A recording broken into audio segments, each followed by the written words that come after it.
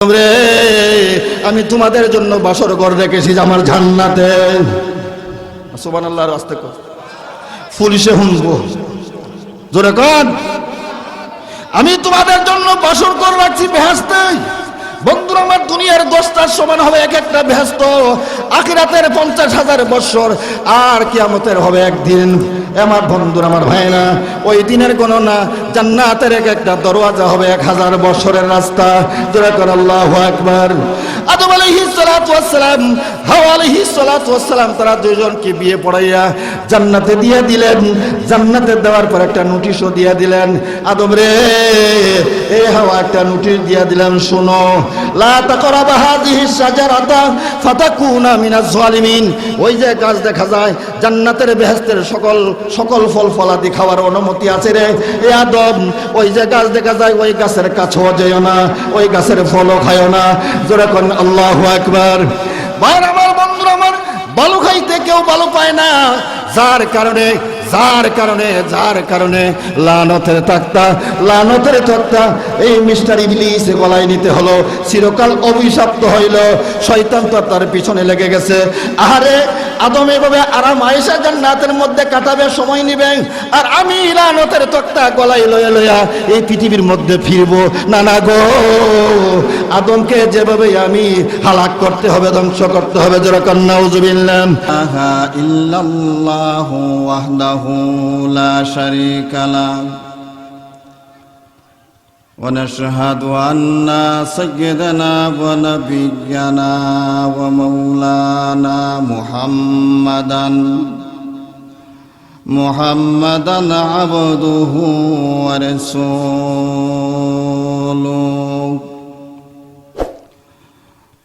أرسل إلى الناس كافة بشيرا ونذيرا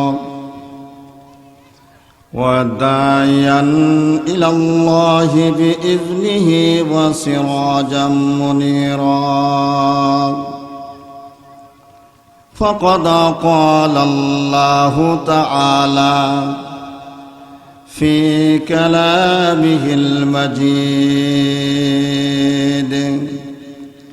وفي فرقانه الحميد أعوذ بالله من الشيطان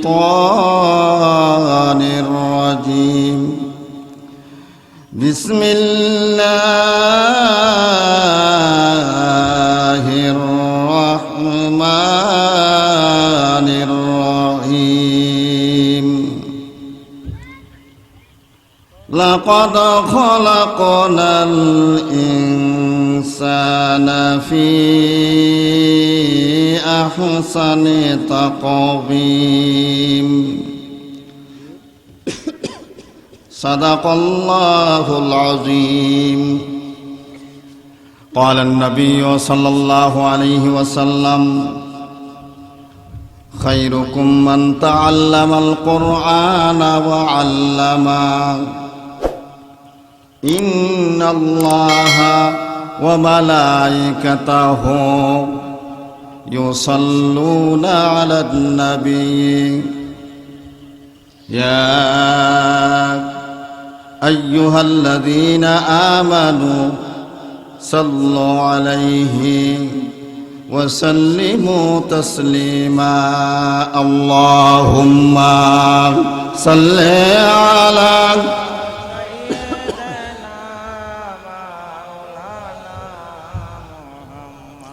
থামেন কার কার নবীর প্রতি মহব্বত আছে হাত তোলা দেন। সবাই নবীর প্রতি মহব্বত আছে? সবাই জবান খুলে উচ্চ আওয়াজে সবাই দুরূদ শরীফটা তেলাওয়াত করেন। আল্লাহুম্মা, আর আওয়াজ দিয়া পড়ে ওয়া আলা আলি সাইয়্যিদিনা। মাশাআল্লাহ, আর আওয়াজ দিয়া পড়েন আল্লাহুম্মা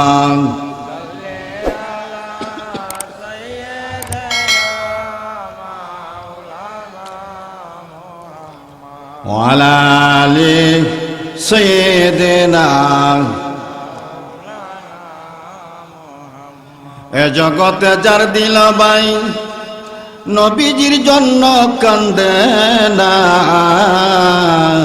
পড়েন আমার সঙ্গে, এ জগতে নবীজির জন্য যার দিল বাই কান্দে না। রোজ হাসরে বাইজান তারা নবীজির দেখা পাইবা না। আল্লাহুম্মা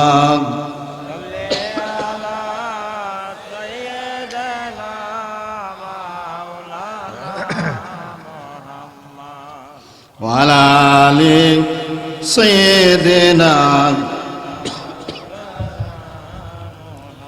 আল্লাহুম্মা সাল্লি আলা সাইয়্যিদিনা মাওলানা মুহাম্মদ ওয়ালা আলি সাইয়্যিদিনা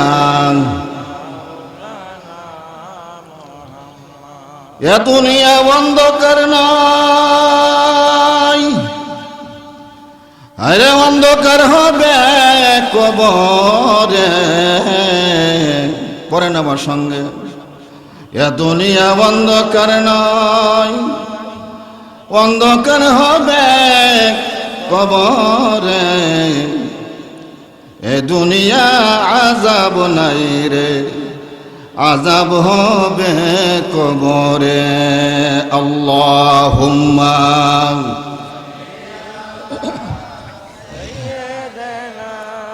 মাওলানা মুহাম্মাদ ওয়ালা আলি সাইয়্যিদিনা। সবাই মহব্বতে পড়েন লা ইলাহা ইল্লাল্লাহ ইল্লাল্লাহ লা ইলাহা ইল্লাল্লাহ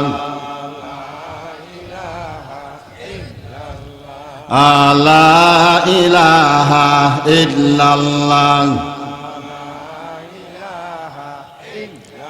আসমান জপে ইল্লাল্লাহ, জমিন জপে পড়েন আসমান জপে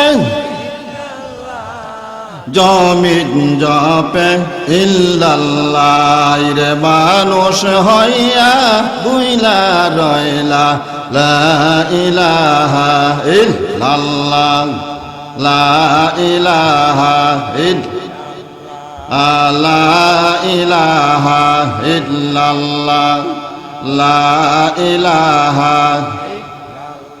গাছে জপে ইল্লাল্লাহ, গাছের পাতায় জপে ইল্লাল্লাহ। পড়েন গাছে জপে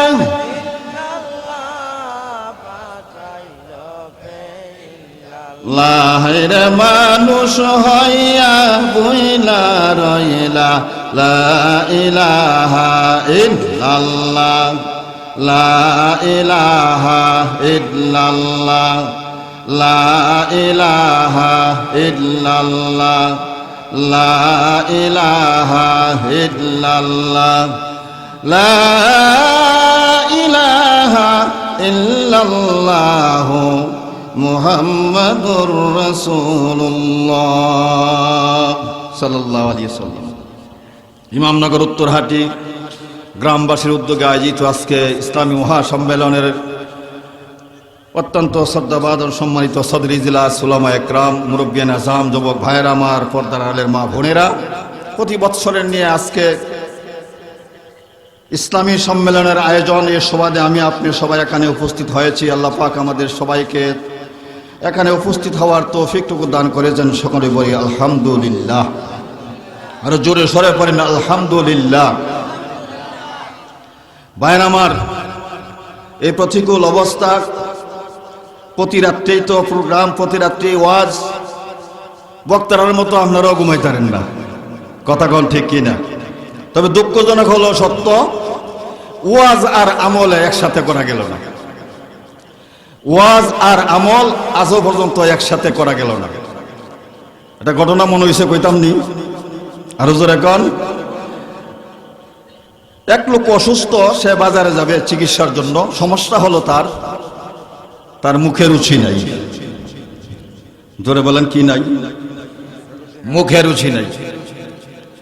চিকিৎসা করতে যাবে ডাক্তারের কাছে। কথার কথা মনে করেন ইসলামপুর গেল দুপুরের সময়, বৃষ্টি নামছে, এক ঘরে যায় দৌড়াইয়া ঢুকছে। যে ঘরে যায় ঢুকছে তারা স্বামী স্ত্রী, আর কেউ নাই। স্ত্রী বলতেছেন, স্বামী গো আমার, একটা মুসাফির দেখা যায় আমাদের বারিন্দায় বসা, আমরা দুপুরের সময় খাওয়া দাওয়া করবো, আর ওই লোকটা বসে থাকবে, এটা কেমন হয়? ওই লোকটাকেও বলেন আমাদের সাথে খানা দানা করার জন্য। যে স্বামী যায় তার বলল, হে ভাই, এখন তো খানা দানার সময়, চলেন আমাদের সাথে। না, আমার খাওয়ার প্রয়োজন না, আপনারা খান। বললো না, আপনারা স্যার আমরা কিভাবে খাই? তো অনেক অনুরোধের পরে সে রাজি হইল খাওয়ার জন্য। লোকটার কি নাই মুখে? আরো জোরে বলেন, আরো জোরে, আরো জোরে। রুচি নাই। বললো না ভাই, আপনি যে অনুরোধ করতেছেন খাওয়ার জন্য, আমি যাবো ডাক্তারের কাছে, আমার মুখে রুচি নাই, আপনারা খাওয়া দাওয়া করেন। বললো যে না ভাই, আমার ওয়াইফ বলতেছে আপনাকে নিয়ে খাওয়ার জন্য, যাই আছে ডাল ভাত, আপনি বসে পড়েন। ওই অনেক অনুরোধের পরে দেখা গেল তার অনুরোধ মোটামুটি মানছে। এবার ভাত নিয়ে আসছে, লোক গেছে ডাউল আনার জন্য। ভাত রাইকা গেছে মেহমানের কাছে, কিসে কি আনার জন্য? ডাল আনার জন্য। ডাল আইনা দেখে ভাত নাই। জোরে বলেন কি নাই? ভাত নাই। এবার ডাল থুয়ে গেছে আবার ভাত আনার জন্য, আয়া দেখে ডাল নাই। লোকটার কি নাই? আরো জোরে বলেন কি নাই? লোকটার রুচি নাই। ডাইলের সাথে ভাতের আর মিলাই থাকতেছে না ভাই সাহেব। ডাল থুয়া ভাত আনতে যাই, আয়সা দেখে ডাল নাই, আর ভাত থুয়া ডাল আনতে যাই, আয়া দেখে কি নাই? তার বেগম বলে, লোকটার রুচি নাই, ডাল আর ভাতে একসাথে মিশাই তারলাম না, যদি রুচি থাকতো আল্লাহ জানে কোন কিয়ামত ঘটাইতো। ওয়াজ তো মাশাআল্লাহ প্রতি রাত্রেই হয়, বিভিন্ন এলাকা থেকে, বিভিন্ন দেশ থেকে, বিভিন্ন শহর থেকে, অঞ্চল থেকে আইসা বিভিন্ন জায়গায় ওয়াজ নসিহত হচ্ছে, কিন্তু আমল আর ওয়াজ একসাথে হচ্ছে না। যেমন ডাল আর ভাত একসাথে মিশানো যাচ্ছে না। জোরে কোন ঠিক কিনা? বাইরে আমার বাড়ির ওয়াজ আসলে আপনাদেরকে নিয়ে একটু গল্প করার জন্য বলছি, ওয়াজ নয়। আপনারা কি বসে থাকবেন? আর জোরে কোন। আমি মুখস্থ ওয়াজ চিনি না, আপনারা আমার সাথে ইয়াসনাদ বলতে হবে। যেমন শাহিদার এমন খাওয়াইয়া অদ্বৈত হইব। জোরে কোন ঠিক কিনা? আপনারা যেমন খাওয়াইয়া শাহিদারও এরকম হইব, আর খাওয়াইয়া নর্মাল হইলে শাহিদারিও এরকমই হইব। যেরকম ঠিক কিনা? যারা আপনার দাঁড়াই রয়েছে বৈশা পরের আপনারা কেউ দাঁড়ায় থাকবেন না। তো বাইরে আমি আল্লাহ তাআলার কালামুল্লাহ শরীফ থেকে 114টি সূরা, একটা সূরার আংশিক একটা আয়াত আপনাদের সামনে তেলাওয়াত করেছি। সেই আয়াত একবারে সহজ সরল সূরা 3-এর একটা আয়াত আপনাদের খেদমতে তেলাওয়াত করলাম। এই তেলাওয়াতকৃত আয়াতকে সামনে রেখে আরেকটা হাদিস শরীফে পড়ছি, হাজারো হাদিসের ভান্ডার থেকে। এ নিয়ে আমি কথাবার্তা বলার চেষ্টা করব। আপনারা ধৈর্য সহকারে বসুন। আমাদের মেহমানগণ কিছুক্ষণের ভিতরে আমাদের এখানে পৌঁছবে। এর আগে আমি কিছু সময় আপনাদের নষ্ট করার চিন্তা করছি। আপনারা সবাই বসে পড়ুন। মায়ের আমার, আল্লাহ তাআলা এই বিশাল 30 পারা কোরআন শরীফ, এই কোরআন শরীফের 6666টা আয়াত, এই 6666টা আয়াত কমে বেশি আছে। 114টি সূরা আছে, তারপরে আবার 14টা সেজদাও আছে, অনেকগুলি রুকু, সেজদা ইত্যাদি ইত্যাদি আছে। এই কোরআনে কারীম আমাদের নবী বিশ্বনবী মুহাম্মদ মুস্তাফা সাল্লাল্লাহু আলাইহি ওয়াসাল্লামের উপর নাজিল হয়েছে। এই নাজিলকৃত কোরআন শরীফের একটি আয়াত আপনাদের খেদমতে তেলাওয়াত। আল্লাহ তাআলা যে আমাকে আপনাকে এবং 1 লক্ষ মতান্তরে 2,24,000 পয়গম্বর পৃথিবীতে পাঠিয়েছেন, কেউ বলেছেন 1,24,000, কেউ বলেছেন 2,24,000। যাই হোক, নবীগণ যুগে যুগে যেই নবী যেখানে প্রয়োজন সেই নবীকে পৃথিবীতে আল্লাহ তাআলা পাঠিয়েছেন। আদম আলাইহিস সালাতু ওয়াস সালামকে পাঠিয়েছেন, নূহ আলাইহিস সালাতু ওয়াস সালামকে পাঠিয়েছেন, মুসা নবী আলাইহিস সালাতু ওয়াস সালামকে পাঠিয়েছেন, ইব্রাহিম আলাইহিস সালাতু ওয়াস সালামকে পাঠিয়েছেন। তারপরে আরো অন্যান্য নবী সহ শেষ নবী হলেন আমাদের নবী মুহাম্মদ মুস্তাফা সাল্লাল্লাহু আলাইহি ওয়াসাল্লাম। ভাইরা আমার, সকল নবীকে আল্লাহ তাআলা বানিয়েছেন আল্লাহর কুদরতি হাত দ্বারা। আল্লাহ তাআলা বানিয়েছেন খালাকাল ইনসানা ফি আহসানি তাকওয়িম। আল্লাহ বলেন, আমি উত্তম আদর্শ, উত্তম চরিত্র দিয়ে আমি তোমাদেরকে বানিয়েছি। এর মধ্যে সবচেয়ে উত্তম চরিত্র, উত্তম আদর্শের অধিকারী হলেন নবী রাসূলগণ। জোরে কোন ঠিক কিনা? এর মধ্যে প্রথম নবী হলেন আমাদের আদম আলাইহিস সালাতু ওয়াস সালাম। আদম আলাইহিস সালাতু ওয়াস সালামকে আল্লাহ তাআলা বানিয়েছেন। আদম আলাইহিস সালাতু ওয়াস সালামকে বানাইতে যায় মাটি আনতে অনেক বড় কাহিনী, অনেক বড় ঘটনা, সপ্তাহ দিন কইলেও শেষ হবে না। আদম আলাইহিস সালাতু ওয়াস সালামকে মাটি আনতে যায় 40 দিন সময় লাগছে না, মাটি আনতো এখানে। হ্যাঁ,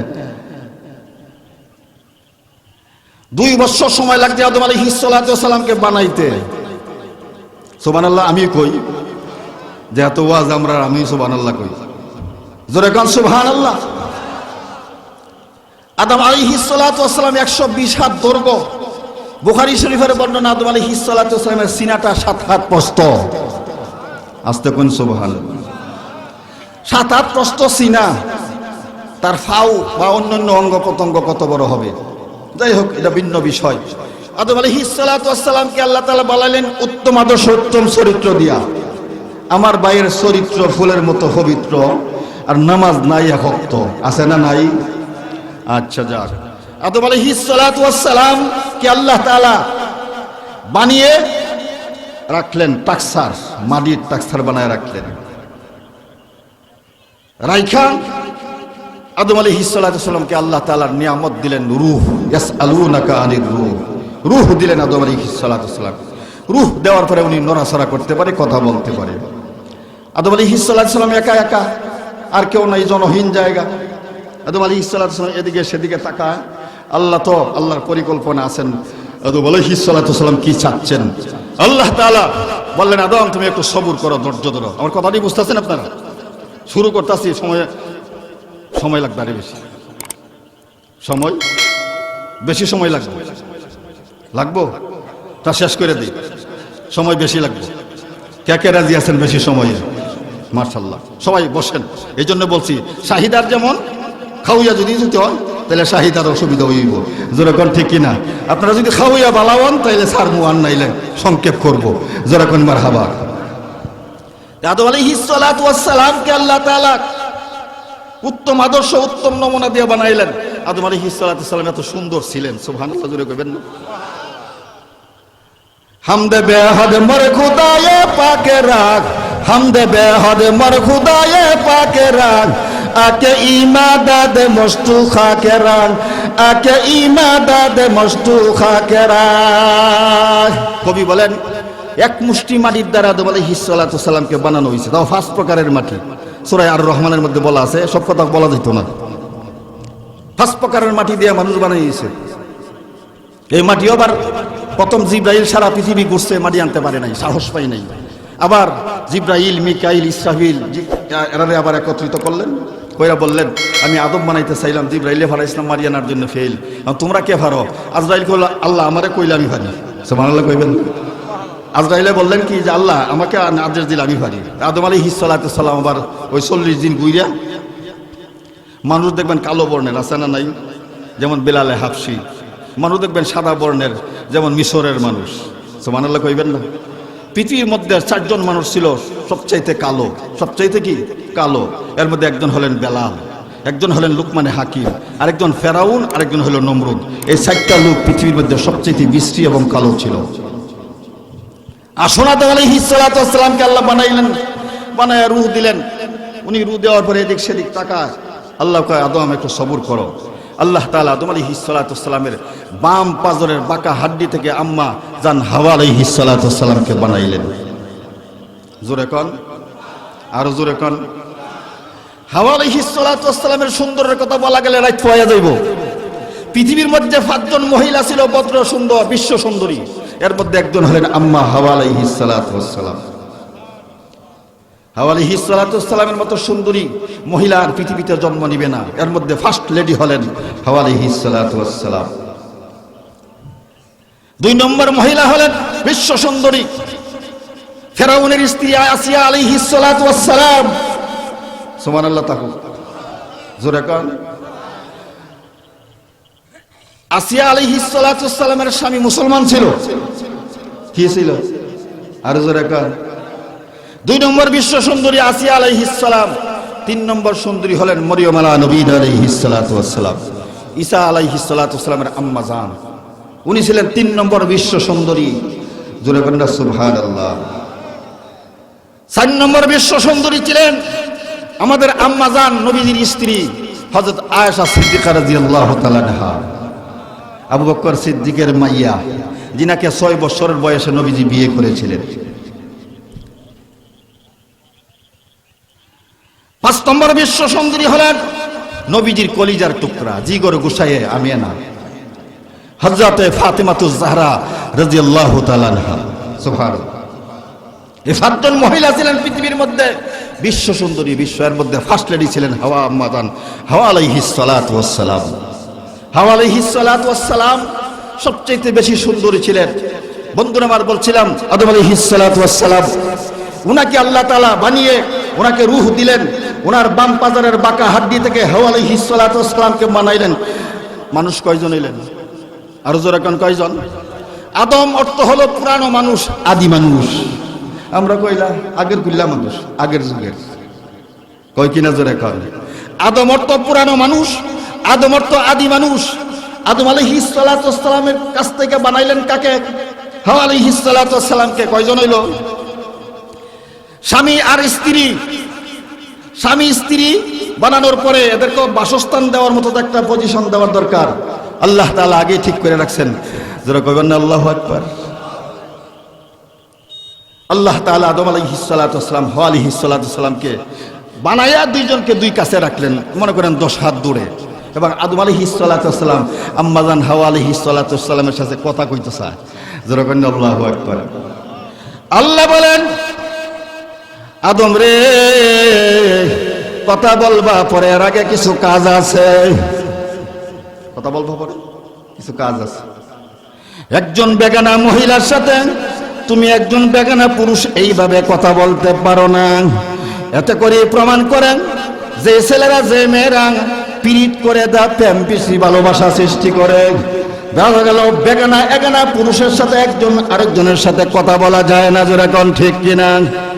আল্লাহ বলেন, আদম শুনে রাখো, এই ভদ্র মহিলাকে তোমার বাম পাজরের হাড্ডি থেকে আমি বানাইলাম। আদম রে, এভাবে তুমি এই ভদ্র মহিলার সাথে কথা বলার অনুমতি নাই। হে আদম শুনে রাখো, ধৈর্য ধরো, সবুর করো, এই ভদ্র মহিলার সাথে আমি আল্লাহ তোমাকে শাদী ফরাইয়া দিব। কি ফরাইয়া দিব? শাদী ফরানি আসেনি আমরা সমাজ। আর যারা কোন এই শাদীটা মনে হাই স্কুলের হেডমাস্টারে পড়া, প্রাইমারি স্কুলের, ইউনিভার্সিটির বিশ্ববিদ্যালয়ের লেকচারার যে প্রফেসর উনি পড়া। এই শাদীরা কে পড়া? আরো জোরে কন, আরো জোরে কন। আলেম দরকার আছে না নাই? তে আলেমরার দিকে গার মটকায় লাগব। হে একটা বড় বড় আসার আর কিচ্ছুই না। এ মরলে হের জানাজা ভরবো কেটা? জোরে কন। তে দিয়ে আলেমরা গাট মটকায় দিব। এদিকে আলেমরা হাত বলে ভেঙে লাগব। আলেমরা হাত এত ছোট না। জোরে কন সুবহানাল্লাহ। আলেমদের হাত আমার হাত, তোমার হাত, আদম নবী আলাইহিস সালাতু ওয়াস সালাম পর্যন্ত। জোরে কোন আল্লাহু আকবার। বন্ধুরা আমার, ভাইয়েরা আমার, আল্লাহ বলেন, আদম রে তুমি ওই ভদ্র মহিলার সাথে কথা বলতে পারো না। আমি যখন তোমাকে পরিবেশ করে দিব তখন তুমি কথা বলবে। আল্লাহ বলেন, আদম তুমি আমার নবী, বিশ্ব নবী, ওই যে 2 লক্ষ মতান্তর 1,24,000 পয়গম্বরের সকলের পিছনে যে নবী আসবে তার নাম হবে মুহাম্মাদুর। আরো জোরে বলেন মুহাম্মাদুর রাসূলুল্লাহ। এই মুহাম্মাদুর রাসূলুল্লাহর নামে তুমি দরবার দুরূদ শরীফ পড়ো।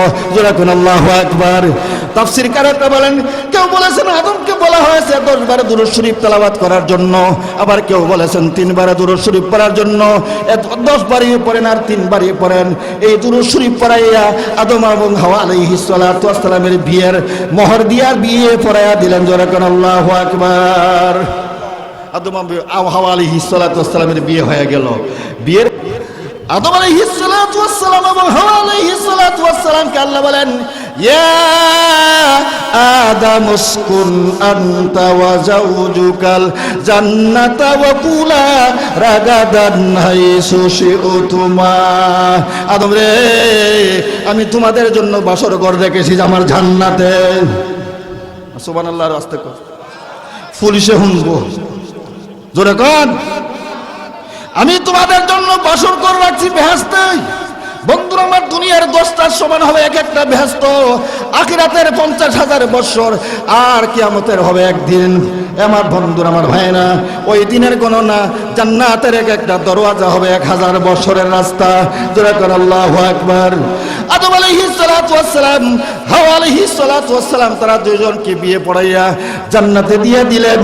জান্নাতে দেওয়ার পর একটা নোটিশও দিয়ে দিলেন, আদম রে, এ হাওয়া একটা নোটিশ দিয়ে দিলাম, শোনো, লা তাকরাবা হাযিহিস শাজারাতা ফাতাকুনা মিনাজ জালিমিন। ওই যে গাছ দেখা যায় জান্নাতের বেহেশতের সকল ফল ফলাদি খাওয়ার অনুমতি আছে রে এ আদম, ওই যে গাছ দেখা যায় ওই গাছের কাছেও যাইও না, ওই গাছের ফলও খাইও না। জোরে কোন আল্লাহু আকবার। ভাই আমার, বন্ধুরা আমার, ভালো খাইতে কেউ ভালো পায় না, যার কারণে লানতের তক্তা এই মিস্টার ইবলিস গলায় নিতে হলো, চিরকাল অভিশপ্ত হইল, শয়তান তো তার পিছনে লেগে গেছে। আরে আদম এভাবে আরাম আয়েশা জান্নাতের মধ্যে কাটাবে, সময় নিবে, আর আমি লানতের তক্তা গলায় লয়া এই পৃথিবীর মধ্যে ফিরবো। না গো, আদমকে যেভাবে আমি হালাক করতে হবে, ধ্বংস করতে হবে। যেরকম নাউজুবিল্লাহ। ভাইরা আমার, বন্ধুরা আমার, আদম আলাইহিস সালাতু ওয়াস সালাম হলেন পুরুষ মানুষ, আম্মা জান হাওয়া আলাইহিস সালাতু ওয়াস সালাম হলেন মহিলা মানুষ। মহিলারা তো সব সময় ঘরের ভিতরে থাকে না, মাঝে মধ্যে দরজার কিনারা আসে, মাঝে মধ্যে জানালার কিনারা আসে, আর ওই মিস্টার ইবলিস ওই ষড়যন্ত্র শুরু করে দিল। যেরকম নাউজুবিল্লাহ। ভাইরা আমার, বন্ধুরা আমার, মহিলাদের মন নরম, পুরুষের চেয়ে অর্ধেক নরম। বন্ধুরা রে, শয়তান যায় হাওয়া আলাইহিস সালাতু ওয়াস সালামকে ওয়াজ দিল। কিসের ওয়াজ? ইন্নী কাসামুহুমা ওয়া ইন্নী লাকুমা লামিনান নাসিহিন।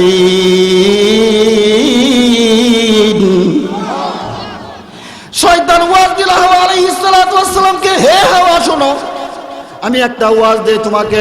কিসের ওয়াজ যে বলো? ওয়াজ হলো, যেই গাছের ফল তোমাকে খাইতে নিষেধ করেছে, যেই ফল গাছের কাছে তোমাকে যাইতে নিষেধ করেছে আল্লাহ, জান্না রাখো রে আদম ও হাওয়া, বেহেশতের মধ্যে যত গাছের ফল খাইলা, সুস্বাদু সবচাইতে ভালো ফল খাইলা, কিন্তু জেনে রাখো আদম, যেই গাছের ফল তোমাদেরকে খাওয়ার জন্য নিষেধ করেছে, বেহেশতের মধ্যে সবচাইতে সুস্বাদু ফল হলো ওই গাছের ফল। খেয়ে দেখো না, খেলে লাভ হবে 2টা। জোরে বলেন কয়টা? লাভ তো সবাই চা দেখছেন না, ধান মাপতে গিয়ে লাভের লাভ কইয়া 2 ফল্লা ফলাই দিছে। যেরকম ঠিক কিনা? লাভের লাভ কইয়া কয় ফল্লা, এরপরে লাভ 2 ফল্লা ফলায়, এরপরে 1 2 3 গোনা শুরু করে দেয়। লাভের তো পাগল সবাই। জোরে কোন ঠিক কিনা? ভাইরা আমার, বন্ধুরা আমার, ওয়াজ দিল কি? ওয়াজ হলো, এই আদম হাওয়া, যেই গাছের ফল তোমাদেরকে খাইতে নিষেধ করেছে, যেই গাছের কাছে যাইতে তোমাদেরকে নিষেধ করেছে, আদম রে, সবচেয়ে জান্নাতের মধ্যে সুস্বাদু ফল হইল ওই গাছের ফল। যেরকম আল্লাহু আকবার। যদি ফল খাইতে পারো, তবে তাফসীরকাররা বলেন ওই গাছের ফল ছিল 5টা। জোরে বলেন কয়টা? 5টা ফল ছিল, এক একটা ফল ছিল 1.5 হাত লম্বা। না সুবহানাল্লাহ। জোরে কন, আরো জোরে কন। ফল ছিল কয়টা? এক একটা ফল ছিল 1.5 হাত লম্বা। জোরে বলেন কয় হাত লম্বা? 1.5 হাত লম্বা। বন্ধুরা আমার, যখন লাভ দেখাইলো হাওয়া আলাইহিস সালাতু ওয়াস সালামকে, লাভ কি? ওই গাছের ফল খাইলে চিরকাল জান্নাতে থাকতে পারবে। কে চাই না আরাম আর আয়া সুখ শান্তি? হাওয়া আলাইহিস সালাম কো ঠিক হইতো এরকম সুখ শান্তি ভাই কই? বেহেশতের ভিতরে সারা জীবন থাকলাম, খাইলাম। বললো আরেকটা হলো, এ হাওয়া শুনো, চিরকাল তোমরা জান্নাতে থাকতে পারবা, আর যাইতে হবে না। একটা লাভ হলো, এই গাছের ফল খাও, খাইলে আরাম আয়েশে থাকবা। 2 নম্বর লাভ হইলো, চিরকাল জান্নাতে বেহেশতে থাকতে পারবা। বললো ভালো কথাই তো কইছে। বাইরে আমার, বন্ধুরা আমার, হাওয়া আলাইহিস সালাতু ওয়াস সালাম আদম আলাইহিস সালাতু ওয়াস সালামকে যখন বেহেশতে ঢুকিয়ে দিয়েছিল, আল্লাহ তাআলা জান্নাতের বেহেশতের পোশাক তাদেরকে পরাইয়া দিয়েছিল। গাছটা ছিল, বাইরে আমার, বন্ধুরা আমার, আমাদের দেশের গাছ, গুড়ি হলো নিচে, ফল হলো উপরে, শাখা হলো উপরে। যেরকম ঠিক কিনা? তাফসীরকাররা বলেন বেহেশতের গাছের গুড়ি হবে উপরে, আর ফল ফলাদি নিচে ঝুঁকা থাকবে। যেরকম সুবহানাল্লাহ। বাইরে রে, হাওয়া আলাইহিস সালাতু ওয়াস সালাম যখন ওই 2টা লাভের কথা পাইলো, যে লাভ হইতো, ভালো হইতো, চিরকাল থাকতে পারবো, আর জান্নাত থেকে বেহেশতের থেকে যাইতে হবে না, সুতরাং গাছের ফল খাইতে পারি, ভালোই তো কইলো। বাইরে আমার ওই যখন হাওয়া আলাইহিস সালাতু ওয়াস সালাম ওই গাছের ফল খাওয়ার জন্য হাত উঠাইলো, হাত উঠাইতে যায় রে বান্দুরা আমার কি ফেস লাগাইলো দেখেন, বলতাম নি সময় কিন্তু হইব, সময় হইব, চলবো। আলাইহিস সালাতু ওয়াস সালাম যখন ফল পারবার জন্য হাত উঠাইলেন, ওনার যে শরীরের জামা ছিল বেহেশতের জামা পরিহিত, এটা আস্তে আস্তে করে এই কবজা থেকে আস্তে আস্তে করে এইভাবে নামতে শুরু হয়েছে, যেরকম ঠিক কিনা? বার আমার আল্লাহ বললেন গাছ তুমি আস্তে আস্তে করে উপরে উঠতে শুরু করো, দেখেন কি খেলান। যখন আরো আরো আরো এইভাবে উঠলেন, আস্তে আস্তে করে উঠতেছে না, অমনি করে ওনার মাথার থেকে কাপড়টা পড়ে গেল, কয় জায়গা খালি হইল, আরো জোরে মানে কয় জায়গা, মাথাও খালি হয়ে গেল, চেহারা মুবারক খালি হয়ে গেল, কলই সহ খালি হয়ে গেল, এইভাবে যে হাত দিল পায়ের টাকনু সহ খালি হয়ে গেল, কয় জায়গা খালি হইল, 4 জায়গা খালি হইল। বন্ধুরা আমার, ভাইয়েরা আমার, এই 4 জায়গা তখন খালি হয়ে গেল, আল্লাহ কয় হাওয়া রে বুঝতে পারলে না, জরিমানা আমি আল্লাহ লাগাইয়া দেই। কিসের জরিমানা? তুই সহ তোর প্রজন্ম সন্তান পৃথিবীতে ইসরাইলের সিংহায় ফু দেওয়ার আগ পর্যন্ত যত আদম আসবে, যত সন্তান আসবে, তুমি সহ তোমার প্রজন্ম সন্তানের জন্য ওজুর মধ্যে এই 4 জায়গা আমি দোয়া ফরজ করে দিলাম। ওজুর মধ্যে কি করলাম? এই 4 জায়গা কি করে দিলাম? ফরজ করে দিলাম। কয় জায়গা? 2 হাতের কনুই সহ মাথা মুবারক মাসে করতে হয়, সমস্ত মুখ ধরতে হয়, আর 2 পায়ের টাকনু সহ দেওয়া, এটাই তো ওজুর ফরজ, যেরকম ঠিক কিনা? দিলাম তোমাকে এই শাস্তি, এই 4 জায়গা তুমি সহ তোমার প্রজন্ম সন্তান যত আসবে ইসরাইলের সিংহায় ফু দেওয়ার আগ পর্যন্ত ওযু করার সময় এই 4 জায়গা ধুইতে হবে। তারপরে শেষ নয়, আদম আলাইহিস সালাতু ওয়াস সালাম আয়া দেখে হাওয়া আলাইহিস সালাতু ওয়াস সালাম মুখ অন্ধকার, বেজার জিজ্ঞেস করলো, হাওয়া তোমার মুখ এইরকম কেন, এই অবস্থা কেন? বললো ওই গাছের ফল খাইলাম, খাই আসছি বলে তো আমার মনে হইল আল্লাহ তাআলা তো নিষেধ করেছিল ওই গাছের ফল খাওয়ার জন্য, কিন্তু আমি তো শয়তানের ওয়াজ শুই না খেয়ে ফেললাম, আরে কি করলাম? আদম আলাইহিস সালাতু ওয়াস সালাম কয় এটা বিষয় কিছু না। বলল আমি খাইলাম তুমিও খাও। আদম আলাইহিস সালাতু ওয়াস সালাম খাইলেন 2টা, হাওয়া আলাইহিস সালাতু ওয়াস সালামও খাইলেন 2টা। ফল ছিল কয়টা? আরো জোরে বলেন কয়টা? বার আমার হাওয়া আলাইহিস সালাতু ওয়াস সালাম খাইলেন 2টা, আদম আলাইহিস সালাতু ওয়াস সালাম ফল খাইলেন কয়টা? 2টা। 4টা ফল খাওয়া হয়েছে, গাছের মধ্যে ফল ছিল 5টা, রইল আর কয়টা? বন্ধুরা আমার, ভাইয়েরা আমার, আদম আলাইহিস সালাতু ওয়াস সালামকে আম্মা হাওয়া আলাইহিস সালাতু ওয়াস সালাম বলেন, আদম রে এই গাছের ফল খাইলাম না, বিপদ হলাম। কি বিপদ? সারা সহজ না, খাওয়া সহজ। আপনারা কি মনে করেন, খাউন সহজ না সারা সহজ, কোনটা কঠিন? আশরাফ থানভী রহমাতুল্লাহ আলাইহির জামানা রাজা এবং প্রজা, অর্থাৎ রাজার পিএস আর কি, 2 জনে প্রতিযোগিতা। বলল স্যার খাওয়ার মধ্যে শান্তি না সারার মধ্যে শান্তি? এবার রাজা কয় খাওয়ার মধ্যে শান্তি, আর প্রজা কয় না সারার মধ্যে শান্তি। এই নিয়ে 2 জনে বাকটান্দ, মানে মারাত্মক ধরনের তর্ক বার্তা বিতর্ক শুরু হইল। শুরু হওয়ার পরে বলল যে আমি বলতেছি খাওয়ার মধ্যে শান্তি, আর তুমি বলতেছো সারার মধ্যে শান্তি, অর্থাৎ বাথরুমের মধ্যে শান্তি। রাহো বাতিজা তোমারে বুঝাইতাছি। এখন তো মনে করেন আমরা দেশে ফানি টানি কমইও, আগে তো ফানি হইতো বেশি।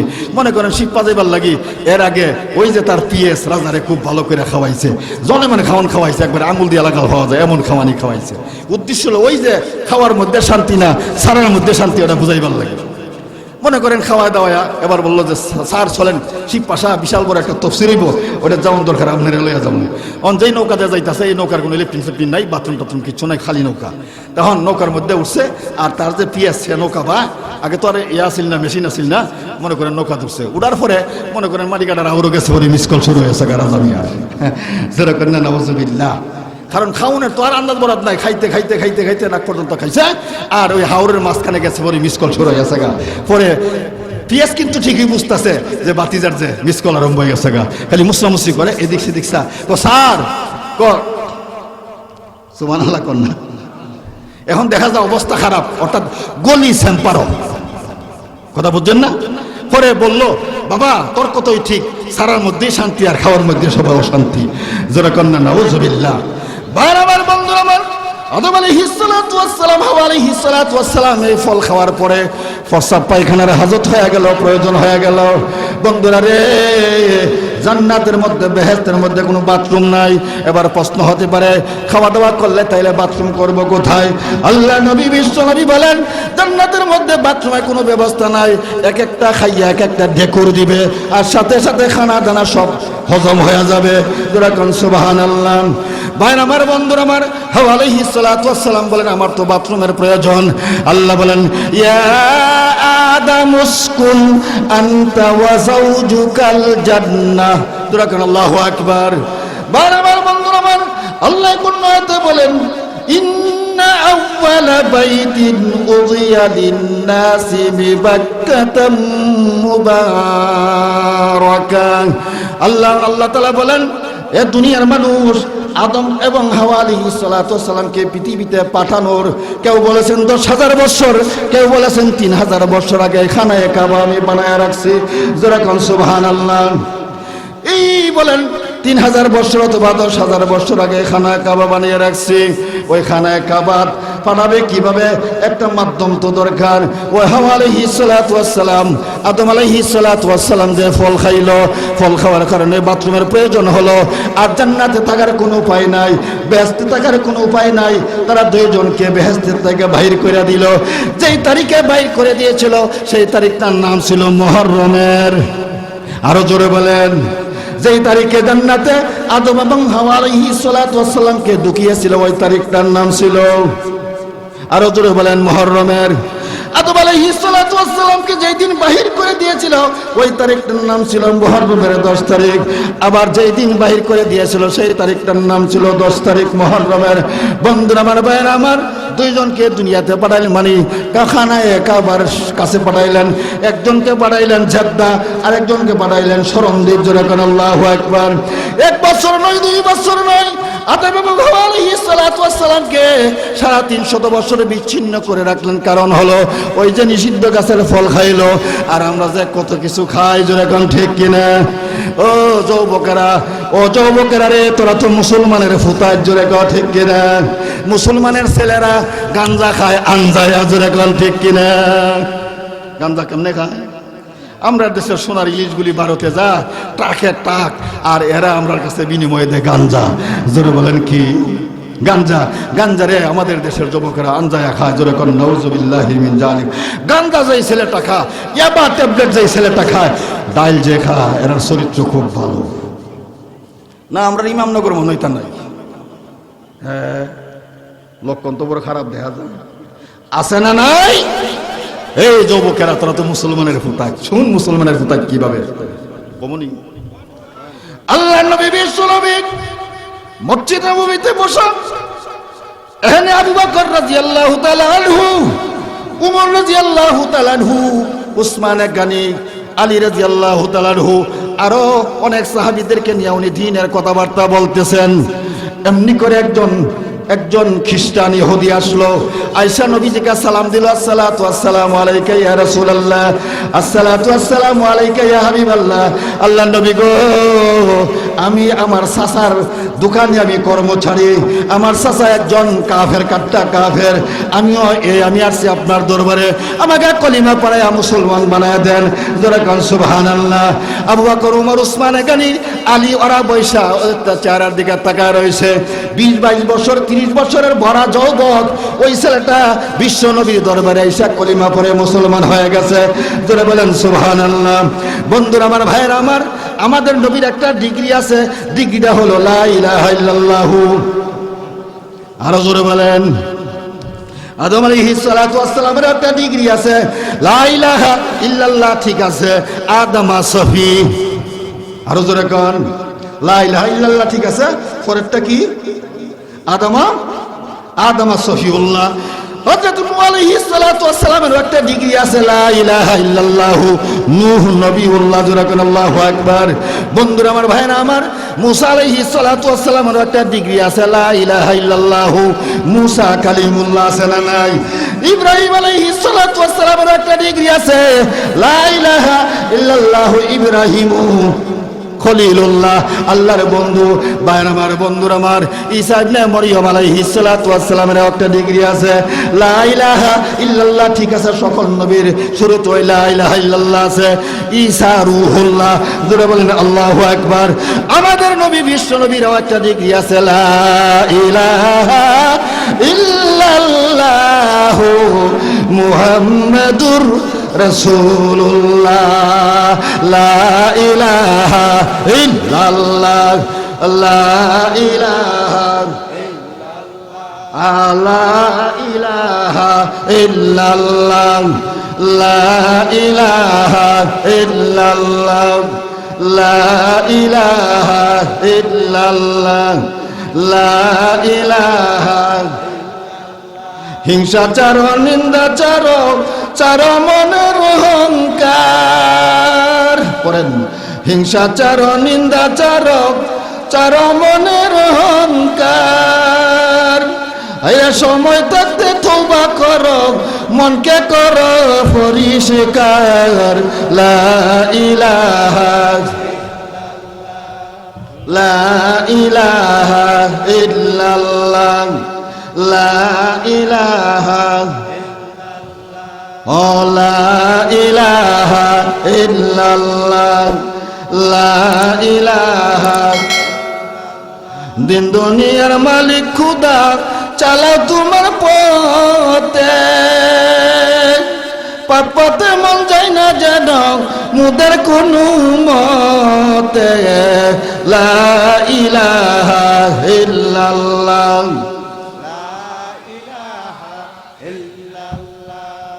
লা ইলাহা ইল্লাল্লাহ, লা ইলাহা ইল্লাল্লাহ, লা ইলাহা ইল্লাল্লাহ মুহাম্মাদুর রাসূলুল্লাহ। ওই বুড়া যুবক ছেলেটা নবীজির কাছে কলিমা পড়ে মুসলমান হয়ে গেলেন। কিছুদিন রাত্রে আসা যাওয়া করে, সারাদিন দোকান চালানোর কারণে নবীজির সাথে দেখা করতে পারে না। বন্ধুরা রে, একদিন তার চাচা খবর পেয়ে গেছে কিভাবে যেন বিশ্ব নবীর দরবারে যাই আসে কলিমা পড়ে মুসলমান হয়ে গেছে। পরদিন সকালবেলা এসে বলল, বাতিজা রে, আমার দোকান ছেড়ে দাও। বলল, চাচা জান কেন দোকান ছেড়ে দিব? যে তুমি মুহাম্মদের কাছে যাইয়া মুহাম্মদের ধর্ম তুমি গ্রহণ করে ফেলেছ, অপরাধ শুধু তাই, আর কিছুই নয়। এই জন্য তোমাকে আমার দোকানে আর কর্মচারী রাখবো না, তুমি আমার দোকান ছেড়ে চলে যাও, আমার দোকান থেকে বাইর হয়ে যাও। বলল, এটা কি চাচা আমার অপরাধ আমি মুহাম্মদের কাছে যাওয়ার কারণে? যে হ্যাঁ। বলল, ওই লোকটার এই কলিমার কারণে, এই লোকটার এই কারণে আমরা কেউ ভালোবাসি না, পছন্দ করি না। এবার বাতিজা তুমি চলে যাও, তোমাকে আমার দোকানের কর্মচারী হিসাবে দেখতে চাই না। তবে যাওয়ার আগে আরেকটা কথা শুনে রাখো, আমার ক্রয়কৃত, আমার পয়সার ক্রয়কৃত যত পোশাক তোমার শরীরে আছে, সবগুলি পোশাক তুমি আস্তে আস্তে করে খুলে ফেলো। জোরে কন নাউজুবিল্লাহ, আর জোরে বলেন নাউজুবিল্লাহ। ভাইরা আমার, বন্ধুরা আমার, চাচার কথা শুনে তার কাপড় চোপড় গুলো খোলে না। এক পর্যায়ে তাকে বাধ্যবাধকতা করলো কাপড় চোপড় গুলো খুলে ফেলতে। কাপড়গুলি খুললো, খোলার পরে বলল, বাতিজা আরেকটা কাজ রয়েছে, তোমার পরনের যে এক লঙ্গিটা আছে লঙ্গিটাও খুলে ফেল। বলল, চাচা জান এটা কিভাবে সম্ভব? আমি একজন বড় যুবক, 20-22 বছরের, আমি উলঙ্গ হয়ে যাব, আপনি আমার পোশাকটা খুলে রেখে দিবেন, এটা কি সম্ভব? বলে, সম্ভব। আমি বলছি খোলো, আর না হয়তো আমি জোরে তোমার কাছ থেকে খুলে ফেলবো। জোরে কন্যা নাউজুবিল্লাহ। আমার বন্ধুরা আমার, এই যুবক ছেলেটা তার পরনের কাপড়টা খুলতে রাজি নয়। তার চাচা বাধ্য করলো খুলতে। একদম উলঙ্গ হইয়া, বস্ত্রহারা হইয়া, চোখের পানিগুলো মাসির মাথার মতো ছেড়ে ছেড়ে বিশ্ব নবীর দরবারে না যাইয়া তার মার কাছে যাইয়া তার মাকে ডাক দিল, মা, মা গো দরজা খুলো। কি হয়েছে রে বাবা? কো মা, দরজা খোলার আগে ঘরের ভিতরে এমন কিছু আছে কি আমার শরীরটা ডাকার মতো। বলল, বাবা রে, কি হয়েছে বুঝতে পারলাম না। বলল, মা গো, আমি আল্লাহ নবী বিশ্ব নবীর দরবারে যাওয়ার কারণে আমার চাকরি নট হয়ে গেছে, আমার চাচা আমাকে আর দোকানে কর্মচারী হিসাবে রাখতে রাজি নয়, তাহলে কি হয়েছে যে আমার পোশাকগুলো সে খুলে ফেলে দিচ্ছে, এমনকি আমার পরনের লুঙ্গিটাও আমার চাচা খুলে রেখে দিচ্ছেন। আমি উলঙ্গ অবস্থা তোমার দরবারে আসছি, দরজাটা না খুলে তুমি ভেন্টিলেটর দিয়া করে কি আছে গো মা, ওই কাপড়টা আমাকে দাও। বায়ান আমার বন্ধুরা আমার, একদম গরিব সাহাবী, ১৬ লক্ষ সাহাবীর মধ্যে সবচাইতে গরিব সাহাবী হইলেন, তার নাম হলো আব্দুল্লাহ। জোরে বলেন কি? এই সাহাবী সকল সাহাবীদের মধ্যে গরিব। মা দুঃখিনী সিরা একটা কম্বল ভেন্টিলেটর দিয়া ছেলের হাতে তুলে দিল। ওই কম্বলটাকে ওই আব্দুল্লাহ নামে যুবক দুইটা টুকরা করে, একটা টুকরা সে পড়লো অর্থাৎ আবরটা রাখলো, আর আরেকটা টুকরা দিয়া তার গায়ে দিয়া আল্লাহর নবী বিশ্ব নবীর দরবারে সে রওনা হয়েছে। যেরকম সুবহানাল্লাহ। বাইরে আমার বন্ধুরা আমার, ওই যুবক নবীজির দরবারে যায়, দেখে এখানে বড় বড় সাহাবীরা বসা, আবু বকর বসা, উমর বসা, উসমানে আলী বসা, হযরত উসমান এখানে বসা, হযরত আলীও বসা, এখানে বসার অন্যান্য সাহাবীরাও বসা। আল্লাহ নবী বিশ্ব নবীকে যায় সালাম দিলেন, আসসালাতু আসসালামু আলাইকা ইয়া রাসূলুল্লাহ, আসসালাতু আসসালামু আলাইকা ইয়া হাবিবাল্লাহ। আল্লাহ নবী গো, আপনার দরবারে আসার কারণে, আপনার কাছে আমি আপনার সহবতে আসার কারণে আমার চাকরি নষ্ট হয়ে গেল, আমার চাকরি চলে গেছে যাক, কিন্তু দুঃখজনক হলো গো সত্য ইয়া রাসূলুল্লাহ, আমার চাচা আমার পরন থেকে সকলগুলি কাপড় খুলে ফেলে দিয়েছিল। আমি উলঙ্গ অবস্থা আমার মাকে বললাম, মা গো মা, আমাকে একটা কাপড় দাও। আমার মা এই যে আমার পরনে যে কম্বল, সিরা কম্বল, এই কম্বলটা দিয়ে আমাকে আপনার দরবারে পাঠিয়ে দিয়েছে। ও আল্লাহর নবী, আমি আপনার দরবারে আসছি, আমি অস্ত্র ছাড়া বস্ত্র ছাড়া খালি হাতে, আমার মতো মনে হয় আপনার সাহাবীদের মধ্যে এত গরিব সাহাবী আর নাই। আল্লাহর নবী বিশ্ব নবী উসমানে গানিকে ডাক দিলেন, উসমান রে, তোর তো ধনের অভাব নাই, আমার আব্দুল্লাহর দিকে একটু তাকাইয়া দেখ,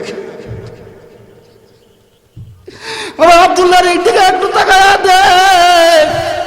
সিরা কম্বল তাও অর্ধেকটা তার গায়ে আর অর্ধেকটা তার পরনে।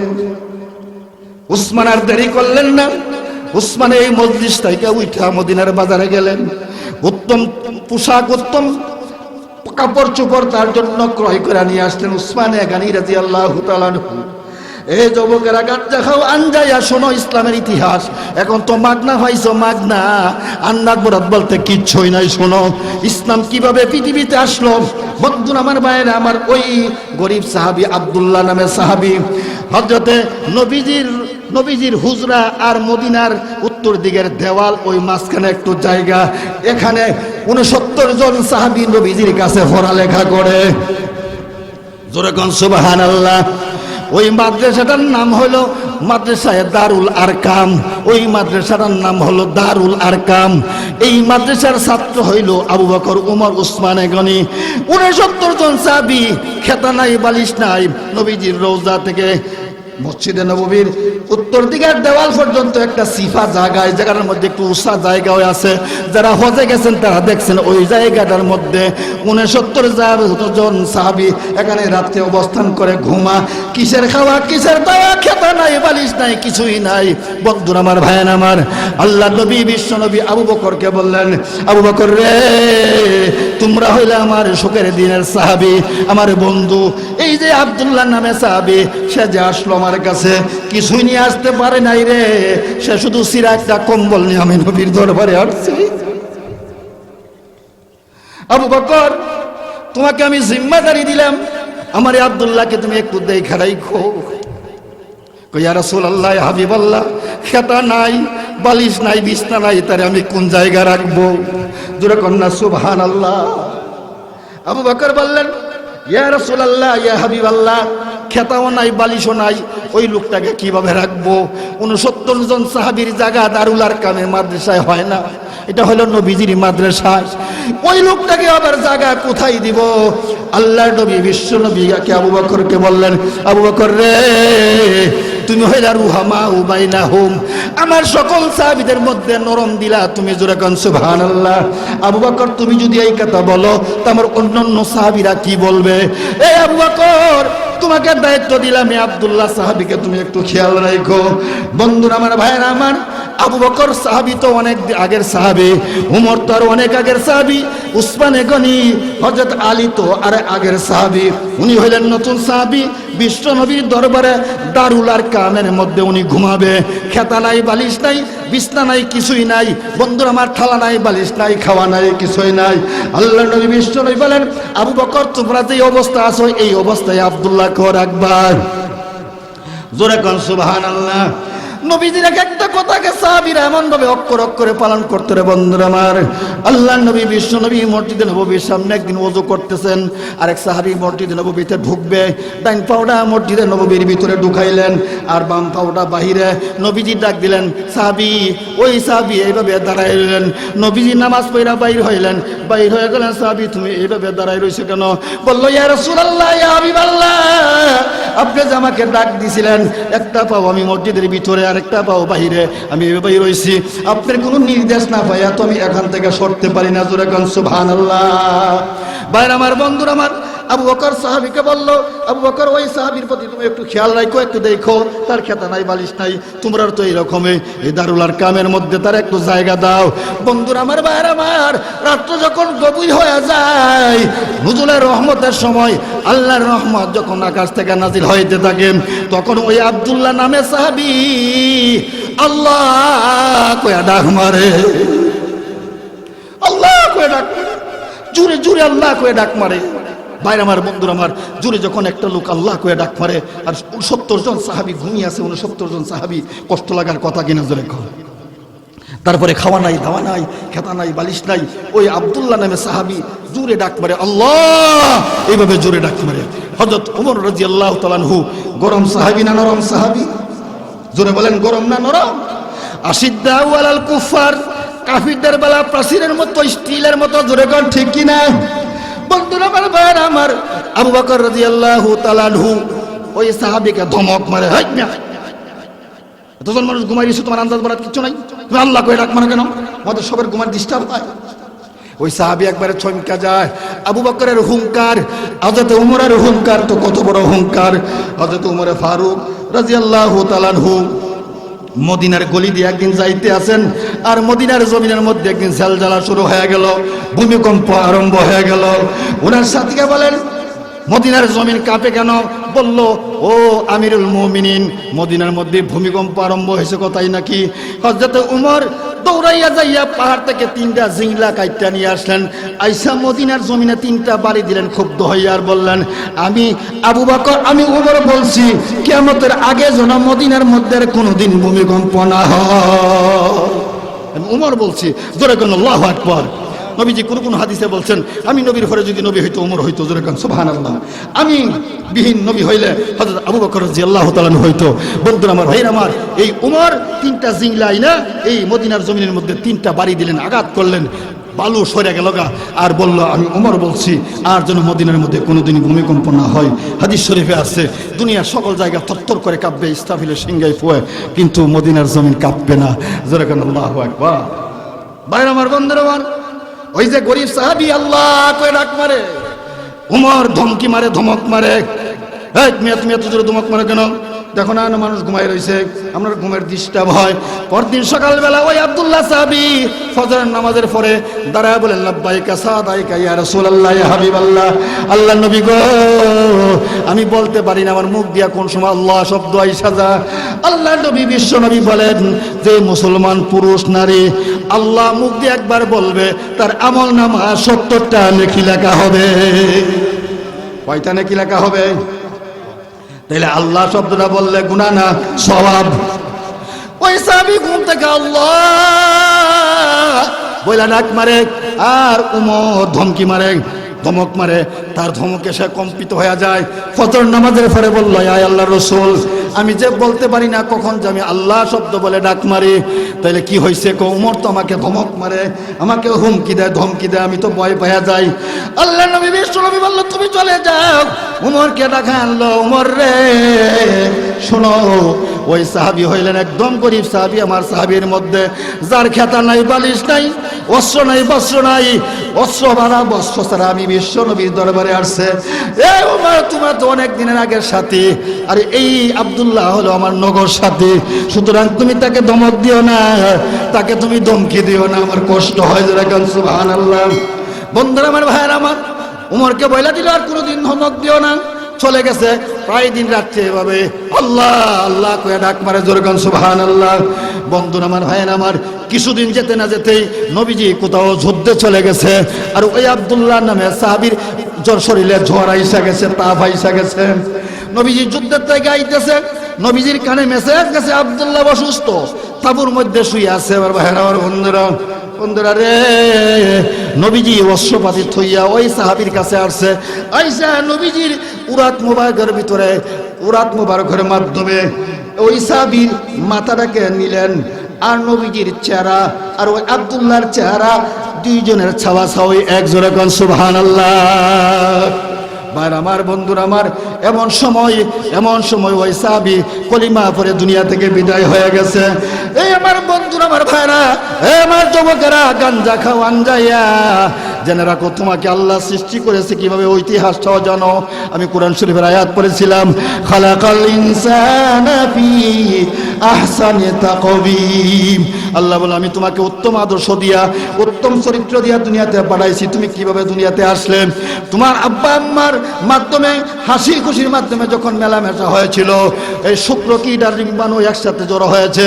এই শুক্র কীট আর ডিম্বুকিসটা আমি আল্লাহ তাআলা ফেরেশতার মাধ্যমে তোমার মার ব্লাড দিয়া রক্তের মধ্যে 40 দিন আমি ঘুরফাক করাইছি।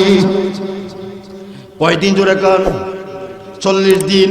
বার আমার বন্ধুরা আমার, মায়ের রক্তের সাথে 40 দিন যখন ঘুরফের করছিল, তখন মার বমি বমি ভাব হয়েছিল, উঙ্গানি ভাব হয়েছিল, শরীরটা দুর্বল ভাব হয়েছিল, ইত্যাদি ইত্যাদি মার এরকম হইতো। 40 দিন যখন চলে গেছে, আল্লাহ আরেকজন ফেরেশতার মাধ্যমে ওই যে শুক্র কীটার ডিম্বাণু, ওইটাকে সংগ্রহ করে আল্লাহ তাআলা মার রেহমের ভিতরে ঢুকাইয়া দিয়েছে। যেরকম সুবহানাল্লাহ। আল্লাহ আয়াতে বলেন, ফি কিরারিম মাকিন, একটা সুরক্ষিত এলাকার মধ্যে ঢুকাইয়া দিয়েছে। ওই যে ডিম্বকোষ আর শুক্রাণু পিতা এবং মাতার মিলনের মাধ্যমে 40 দিন মায়ের রক্তের সাথে, ব্লাডের সাথে ঘোরাঘুরির পরে, রে আমার ভাইয়ের আমার বন্ধুরা, 40 দিন আরো এই রক্তের টুকরাটা আরো 40 দিন চলে গেছে। 240 হইল, কয় 40? 240-এর পরে এই ফেরেশতা চলে গেছে, আবার আরেকজন ফেরেশতা আসছে, আইসা আস্তে আস্তে করে হাত পা নাক মুখ ইত্যাদি বানানি শুরু করে দিয়েছে। জোরে বলেন সুবহানাল্লাহ। ভাইরা আমার, বন্ধুরা আমার, 340 চলে গেল, তারপরে আস্তে আস্তে করে চক্ষু, তারপরে আস্তে আস্তে করে জিহ্বা, তারপরে আস্তে আস্তে করে আপনার ভাইরা আমার, বন্ধুরা আমার, ওই চামড়াগুলি আমার আপনার শরীরে লাগাইতে শুরু করে দিয়েছিল। তারপরে আমার ভাইরা এই চামড়ার ভিতরে আল্লাহ আবার গোশত দিল আরো 40-এ। তারপরে এই গোশতের ভিতরে, এই চামড়ার বেষ্টনীর ভিতরে আবার হাড্ডি। জোরে কোন আল্লাহু আকবার। এইভাবে করে তিল করে, এই যুবকরা শুন, মনোযোগ দিয়ে শুনে যুবক, তিল করে এই 47-এ তোর মায়ের ঘরে একটা পূর্ণাঙ্গ মানুষ আল্লাহ বানিয়েছে। ভাইরা আমার, বন্ধুরা আমার, এই 47-এর ভিতরে তোর মার তারের সাথে তোর নাবির একটা তার জয়েন করে দিয়েছে। মার মিন্সকে বন্ধ করে, মার মাসিককে বন্ধ করে তোর নাবির সাথে মিশাইয়া দিয়া তোকে তিল করে বড় করেছে। আল্লাহ তো ইচ্ছা করলে মুখ দিয়ে অনেক কিছু খাওয়াইতে পারতেন, এই না পাক রক্ত, না, আল্লাহ তোর নাবির তারের সাথে তোর মায়ের নাবির তার মিশিয়ে দিয়ে তিল করে তোরে আস্তে আস্তে করে মানুষ রূপে বানিয়েছে। ভাইরা আমার, বন্ধুরা আমার, যখন 47 হয়ে গেল, তোর ভিতরে রূহ দিয়েছে, তুই নড়াচড়া করার মতো ক্ষমতাও পেয়েছিলি। তোরা কোন ঠিক কিনা? ভাইরা আমার, বন্ধুরা আমার, ছোট্ট একটা রাস্তা দিয়ে যখন সময় হয়েছে, আল্লাহ তাআলা তোর মার উদর থেকে, ফের থেকে, সুরক্ষিত একটা এলাকা থেকে তোকে বাহির করে দিয়েছে মানুষ রূপে। জোরে বলেন ঠিক কিনা? ভাইরা আমার, বন্ধুরা আমার, আমাকে আপনাকে এইভাবে সবাইকে তো এইভাবেই জন্ম হতে হয়েছে। আমি যখন কথা বলতে পারতাম না, আমি যখন মারতেও পারতাম না, কিছুই করতে পারতাম না, তখন আমি হুয়া করে কাঁদতাম। যেরকম ঠিক কিনা?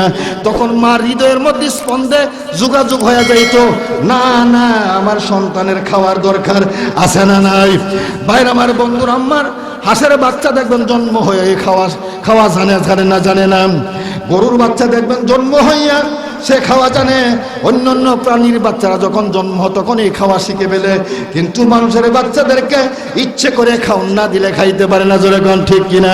কথা বলতে পারে না, হাত মুখ লড়াইতে পারে না। মার কাছে যখন বাচ্চা হুয়া হুয়া করে কান্দে তখন মা বুঝতে পারে আমার বাচ্চারে খাওয়ার দরকার, তখন মা নিয়ে ভোগ ধরে দেয়। জোরে কোন ঠিক কিনা? আমার ভাইয়ের, আমার বন্ধুরা, এই যুবকেরা শুনে রাখো, তোমার মার আমার মায়ের মধ্যে দুইটা ফ্রিজ আল্লাহ তাআলা দান করেছেন। ডান স্তনের দুধের মধ্যে 16টা ছিদ্র। তাফসীরকারকরা বলেন বাম স্তনের দুধের মধ্যে 16টা ছিদ্র, 16 32টা ছিদ্র। জোরে কোন ঠিক কিনা? এবার যুবকেরা শুনো, 16টা করে ছিদ্র। এই ছিদ্রগুলো এমন বড় করে দেয় নাই যে তুমি আমি মুখের মধ্যে দুধ লাগাইলেই বেশি দুধ আইসা যাবে আবার কম আসবে, এমন দুধ গাঢ় কইরা দেয় নাই যার কারণে বাচ্চা মুখের মধ্যে লাগাইলে বেশি আসবে কম আসবে। যেরকম ঠিক কিনা?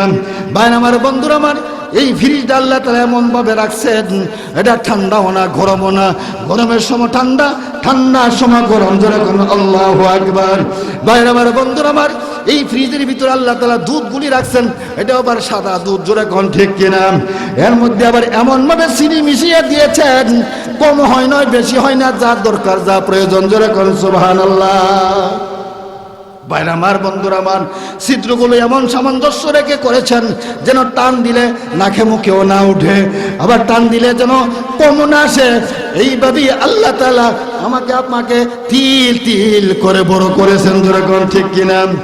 হযরতে খাজা মঈনুদ্দিন চিশতি রহমাতুল্লাহ আলাইহির পীর ছিলেন কুতুবউদ্দিন খাকি রহমাতুল্লাহি আলাইহি।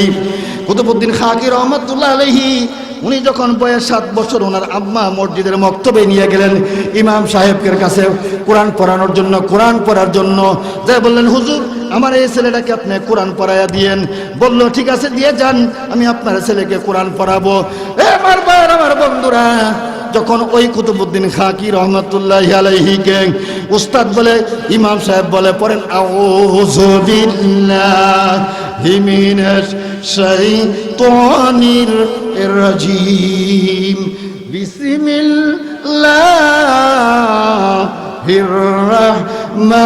রাহমানির রহিম। এবার কুতুবউদ্দিন খাকি বললেন, বয়স মাত্র 7 বছর, বললেন হুজুর আপনি রাখেন, আমি তেলাওয়াত করি। যেরকম আল্লাহু আকবার। বলল তুমি কি তেলাওয়াত করবো? তোমার মা তো দিয়ে গেছে আমাকে পড়ানোর জন্য, তুমি কিসের তেলাওয়াত করবা? যে হুজুর রাখেন আমি পড়ি। এবার আউযু বিল্লাহ বিসমিল্লাহ শুরু করলো, আলহামদু শরীফ, আলহামদু পড়া শেষ। এবার কোরআন শরীফের সবচেয়ে বড় সূরা হলো সূরা বাকারা, প্রায় 3.5 পারা। ওই সূরাও তেলাওয়াত করে শেষ। তারপরে সূরা নিসা, সূরা আল ইমরান, এইভাবে পড়তে পড়তে 17 পারা পর্যন্ত আলহামদুর সূরার মতো ওই উস্তাদকে কুতুবউদ্দিন খাকি পয়রা শোনাইয়া দিলেন। আরো জোরে বলেন বয়স কত? আরো জোরে বলেন বয়স কত? 7 বছরের বাচ্চা মা দিয়ে আসছে ইমাম সাহেবের কাছে কোরআন পড়ার জন্য, কিন্তু ছেলে আউযু বিল্লাহ বিসমিল্লাহ পড়ে কয় পারা কোরআন তেলাওয়াত করে শোনাইল? 17 পারা। আমরার ইমামনগরের ছেলে মেয়েরা পারে কয় পারা? হায় হায় হায় হায়। বাইরে 17 পারা তেলাওয়াত করে শোনাইল। ইমাম সাহেব আশ্চর্য হয়ে গেল, বুঝলাম না, মা দিয়া গেল আমাকে ওই বাচ্চাটাকে কোরআন পড়ানোর জন্য, এই ছেলেটা 17 পারা ঠুরস্ত মুখস্থ আমাকে তেলাওয়াত করে শোনাইয়া দিল, নিশ্চয় কোনো কাহিনী আছে। তখন ওই কুতুবউদ্দিন খাকি রহমাতুল্লাহি আলাইহিকে বলল, হুজুর বলল, ছেলে রে, এ কুতুবউদ্দিন খাকি তুমি রাখো, তোমার মাকে আমার সালাম দিও, আমার ওয়েলকাম জানাইও, আর কালকে তোমার মাকে আমার কাছে নিয়ে আসবা। যায় সালাম দিল, আর মাকে বলল, মা হুজুর বলছে আপনি সাক্ষাৎ করার জন্য। কুতুবউদ্দিন খাকি রহমাতুল্লাহি আলাইহি আম্মা জান আসলো হুজুরের কাছে, উস্তাদের কাছে। আয়েশা সালাম দিয়া বলল, ওগো উস্তাদ জি কেন আমাকে খবর দিলেন? যে খবর দিলাম যে আপনি আমাকে দিয়ে গেলেন আপনার এই ছেলেকে পড়ানোর জন্য। না না, আমি যখন বললাম আউযু বিল্লাহি মিনাশ শাইতানির রাজিম, আপনার ছেলে বললেন উস্তাদ জি আপনি রাখেন, আমি তেলাওয়াত করি, আমার তেলাওয়াত আপনি শুনেন। মা ওই কারণে আমার জিজ্ঞাসিত এই ছেলে 17 পারা কোরআন কেমনে মুখস্থ করলো আমি বুঝলাম না। আপনি তো অতসই দিয়ে গেলেন আমি পড়ানোর জন্য, এই ছেলে 17 পারা কোরআন কিভাবে মুখস্থ করলো? এবার কুতুবউদ্দিন খাকি রহমাতুল্লাহি আলাইহি আম্মা বলে, উস্তাদ জি শুনেন, এমন কোনো সময় নাই আমি কোরআন তেলাওয়াত আমি করি না, এমন কোনো সময় নাই, মিনিট নাই আমি কোরআন পাক তেলাওয়াত করি নাই। ওস্তাদ জি আরো আশ্চর্য হবেন শুনলে, আমি যখন আমার এই ছেলেকে ডান স্তনের দুধ খাওয়াইতাম তখন আমি 7.5 পারা কোরআন তেলাওয়াত করতাম। আমি যখন আমার এই সন্তানকে বাম স্তনের দুধ খাওয়াইতাম তো আমি আবার আরো 7.5 পারা কোরআন তেলাওয়াত করতাম। জোরে কোন সুবহানাল্লাহ। আমার মনে হয় আমার এই তেলাওয়াতের অ্যাকশন, এই তেলাওয়াতের তাসির আমার ছেলের মধ্যে চলে গেছে। জোরে কোন সুবহানাল্লাহ।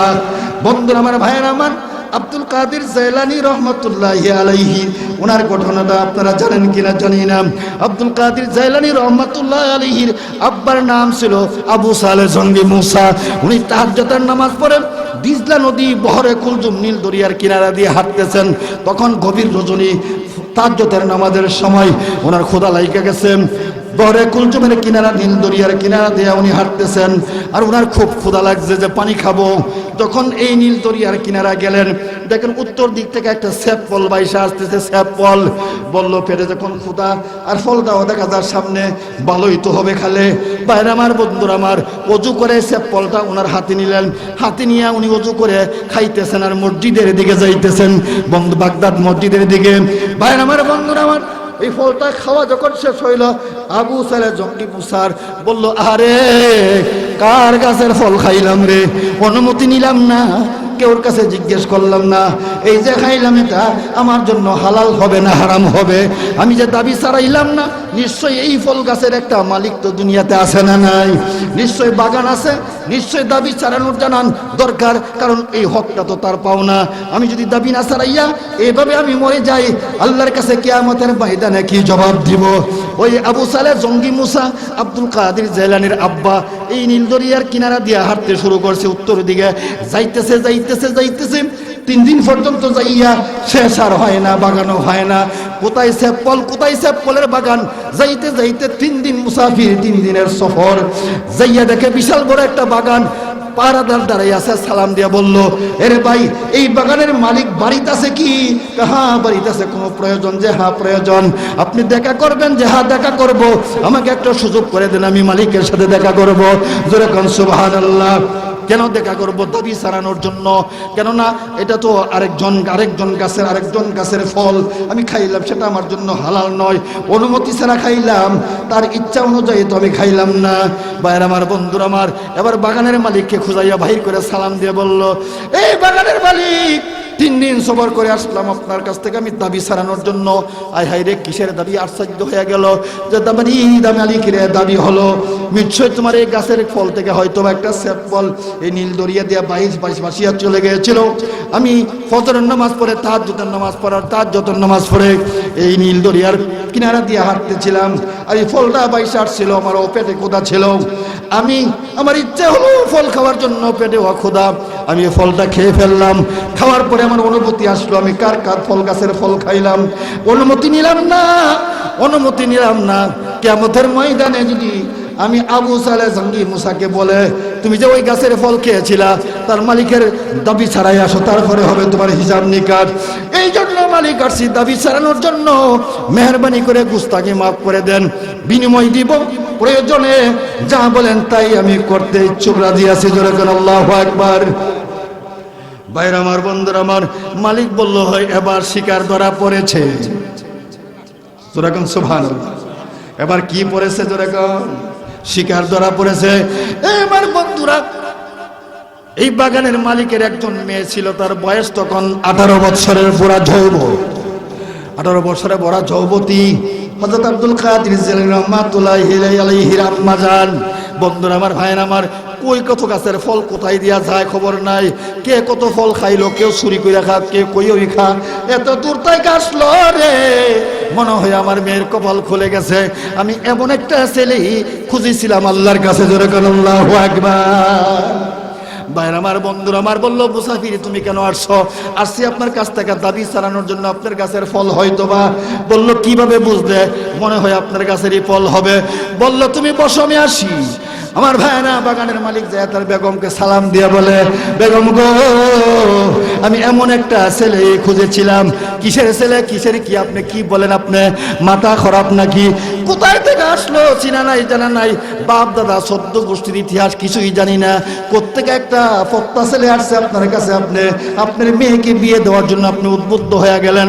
আমার বোন পুত্র MA first, BA first, masters first, দাওরা ফার্স্ট, মুফতি, হাফেজা কোরআন, যেরকম আল্লাহু আকবার। আমি সয়েস করে রাখছি আরো 3 বছর আগে, ওই যেরকম আল্লাহু আকবার। না না, এই ফত্তা ছেলের কাছে আমার ছেলেকে, আমার মেয়েকে উঠাইয়া দিতে পারি না। বললো বেগম রে, তুমি বুঝতে না গো, এই ছেলে যে কি মহাপুরুষ, যেরকম সুবহানাল্লাহ। ভাইরা আমার, বন্ধুরা আমার, এবার তো স্বামী স্ত্রী লাগছে মারামারি, ধরাধরি। তার স্ত্রী বলে বোনফুতির কাছে বিয়া দিব, মুফতি, মৌলানা, হাফেজ, master degree, MA first, BA first, MA first, MA first. বললো না না, আমার মেয়েকে আমার বোনফুতের কাছে বিয়ে দিব না গো না। এই ফত্তা ছেলের কাছে কি বলেন আপনি? তার বাপ দাদার নাম জানি না, তার গোষ্ঠীকে, সুদ না, ডাকাইত না, বদমাইশ, কোথায় বিয়ে দিব? কি বলেন আপনি? যে না না, আমি চিনে ফেলেছি গো বেগম, আমার এই গাছ থেকে কত ফল নাই, নদী দিয়া, এই নীল দরিয়া দিয়া পার হয়ে যায়, কত মানুষের ফল খায়, কোনোদিন দাবি ছাড়াইতে আসে নাই। নিশ্চয়ই এই ছেলেটা একটা মহাপুরুষ ছাড়া আর কিছুই হবে না। এই ছেলেটাই আমার মেয়ের হক বুঝবে। সুতরাং আমার ইচ্ছা, তুমি রাজি হয়ে যাও, আমি এই ছেলের কাছে আমার মেয়েকে উঠাইয়া দিব। জোরে করে আল্লাহু আকবার। ভাইরা আমার, বন্ধুরা আমার, আরেকটা কথা মনে হয়েছে, কইতাম নি? সময় হইব। আরো জোরে বলেন, কি হইব? সময় হইব। আব্দুল কাদের, এই আবু সালেহ জঙ্গি মুসা রহমাতুল্লাহি আলাইহি, উনি আশ্চর্য হয়ে গেলেন। আমি আসলাম দাবি চালাইবার লাগি, কি আবার বিয়ার আলাপ করে? জোরে করেন না নাউজুবিল্লাহ। আমি তো এই উদ্দেশ্যে আসিও নাই। ভাইরা আমার, বন্ধুরা আমার, ওই বাগানের মালিক আইসা আবু সালেহ জঙ্গি মুসাকে বলল, মুসা রে, তুমি বসতে হবে, তুমি এইভাবে যাইতে পারবা না, তুমি আমার কাছে ধরা পড়ে গেছো গো, তুমি বসো, আমার কিছু কাজ আছে। তবে জেনে রাখো, আমার বেগমের কাছে আমি গেছিলাম, ভালো কোনো উত্তর আমি পাই নাই। এলাকার বনফুতের কথা, আমি কই তোমার কথা লাগছি, দুজনে মারামারি, দেখি কে জয় হয় কে পরাজয় হয়। যারা কান সুবহানাল্লাহ। তবে জেনে রাখো, আবু সালেহ জঙ্গি মুসা, আমার মেয়েটার কয়টা গুণ আছে? আবু সালেহ জঙ্গি মুসা রে, আমার মেয়ের বয়স হইল 18 বছর, আমার মেয়ের 2টা হাত নাই। কি নাই? জোরে কান। হাত নাই। হাত না থাকলে কেমন দেখা যায় একটা পুরুষকে? বললো আবু সালেহ জঙ্গি মুসা, শোনো, আমার মেয়ের মধ্যে আরেকটা খারাপ গুণ আছে, 2টা চোখ নাই। 2টা চোখ বলেন নাই, হাতও নাই, 2টা চোখও নাই, অর্থাৎ একবারে অন্ধ। কানা কজার, 1 চোখ বালার, 1 চোখ খোলা, এটার কানা। 2টা চোখও নাই। আমার মেয়ের একটা গুণ আছে। কি গুণ? আমার মেয়ের 2টা হাতও নাই। যারা বলেন না সুবহানাল্লাহ। হাতও নাই, চোখও নাই, আর কি নাই? এটা কেমন দেখা যাইব? এটা কচ্ছপের মতো, কাসিমের মতো। বন্ধন আমার, ভাইয়ের আমার, ওই যে ফিরিজপুর সাইদি সাহেবের বাড়ি, যেখানে খানজাহান আলী রহমতুল্লাহ আলাইহির মাজার, যেখানে, ওখানে ওয়াজে গেছিলাম। 360 গম্বুজের মসজিদ, ওখানে গেছিলাম। খানজাহান আলী রহমতুল্লাহ আলাইহির মাজার, বিশাল বড় পুকুর, এক একটা কচ্ছপ যেন আমাদের দেশের ধারির মতো। আল্লাহু আকবার, আল্লাহু আকবার। ভাই আমার, বন্ধুরা আমার, কচ্ছপের মতো দেখা যাইবার কথা কিনা? জোরে কান। হাত নাই, চোখ নাই, পাও নাই। আমার দিকে খেয়াল করেন, কয়টা নাই? তারপরে বলল, শুধু এইটাই নয়, আমার মেয়ের জবান নাই। কয়টা নাই? হাতও নাই, পাও নাই, চোখও নাই, জবানও নাই, আবরা বুবা যাকে বলে। জোরে কোন আল্লাহু আকবার। 5 লাখ টাকা দিলেন ইমামনগরে কোনো যুবক এই ফুরিরে বিয়া করব? কি করব কেউ? কি নাই? জোরে কান। কি নাই? হাত নাই, তারপরে পাও নাই, চোখও নাই, জবানও নাই, আবরা বুবা, কথা বলতে পারে না। ভাই আমার, বন্ধুরা আমার, আবু সালেহ জঙ্গি মুসা কয়, আমার তো ভাই জমা গরম হয়ে গেছে। মেয়ের বলে হাত নাই, ভাও নাই, চোখ নাই, জবান নাই। এই মেয়েকে কোন ব্যক্তি সালাম চিৎকার মেরে উঠছেন ঘুমের মধ্যে। আর ইয়াকুব আলাইহিস সালাতু ওয়াসসালাম তো নামাজের মধ্যে, তাহাজ্জুদের নামাজ। আরে হঠাৎ করে ওই যে ইউসুফ নবী কান্দা উঠছে, এবার চোখ দিয়ে একটু তাকাইছে। সুবহানাল্লাহ। জোরে কর। আল্লাহর সাথে সাথে জিবরাইল দিয়া ওহী দিয়া দেন, এই ইয়াকুব তুমি কি আমার নামাজ পড়লা না তোমার ইউসুফের নামাজ পড়লা? যেরকম আল্লাহু আকবার। আল্লাহ বলেন ইয়াকুব রে তুমি তো আল্লাহু আকবার আমি মৌলার দিকে তুমি তোমার রুজু, তুমি তো তোমার ছেলে কান্দা দেখে তুমি ওই দিকে তাকায়া গেলা, তাইলে আমার নামাজ পড়ো না, তোমার ইউসুফ নবীর নামাজ পড়তেছো। তবে যাই না রাখো ও ইয়াকুব, তোমার ইউসুফ নবীকে একদিন তোমার কাছ থেকে আমি আড়ালে নিয়ে যাব। সুবহানাল্লাহ। ওই যে দেখছেন নি কি ব্যবস্থা দাঁড়াইলো। বন্ধুরা আমার, ভাইরা আমার, ইউসুফ আলাইহিস সালাতু ওয়াস সালামকে খুব আদর করে মায়া করে। তার কারণ কি? আল্লাহ দুনিয়াতে যত সুন্দর সৃষ্টি করেছে, পৃথিবীতে পাঠাইছে, অর্ধেক সুন্দর দিয়েছিলেন ইউসুফ আলাইহিস সালাতু ওয়াস সালামকে, অর্ধেক সুন্দর দিয়েছিলেন আমাদের নবীকে। ইউসুফ আলাইহিস সালাতু ওয়াস সালাম এত সুন্দর ছিলেন যার জন্য ইয়াকুব আলাইহিস সালাতু ওয়াস সালাম উনাকে বেশি মহব্বত করতেন। ওই মহব্বতের ইচ্ছা করে ওই 10 ভাই উনারে নিয়ে ষড়যন্ত্র করে কুয়াতে ফেলে দিয়েছিল। কুয়ার থেকে আবার মিশরের বাদশা ক্রয় করে নিয়ে গেল। দীর্ঘ কয়েক বছর পর্যন্ত ইয়াকুব আলাইহিস সালাতু ওয়াস সালামের সামন থেকে বিচ্ছিন্ন করে রেখেছিল। ওই যে নামাজের মধ্যে আল্লাহর দিকে না খেয়াল করে ইউসুফ নবীর দিকে খেয়াল করেছিল। যেরকম আল্লাহু আকবার। আমার ভাই আমার বন্ধুরা, বলতেছিলাম মনে আসেনি আবু সালেহ জঙ্গি মুসার স্ত্রী কি নাই? 2টা ভাও নাই, হাত নাই, তারপরে চক্ষু নাই, জবানও নাই। এবার মালিক ওই বাগানের মালিক নামাজ পড়ে বলল, আল্লাহ গো, এমন একটা ছেলে আমি চাইছিলাম, পাইছি। এখন আমার বেগম আমাকে ডিস্টার্ব করতেছে, তুমি আমার বেগমকে তুমি রাজি আর খুশি করে দাও। নামাজ পড়ে আবার ওনার বেগমের কাছে যাইয়া অনুরোধ করে, কিন্তু অনুরোধ তো তার বেগম বোঝে না। বলল কোত্থেকে আসছে? ফত্ত এক ছেলে, এই ছেলের কাছে বিয়া দাঁড়াইতাম নাকি? পাগল হইছেন নাকি?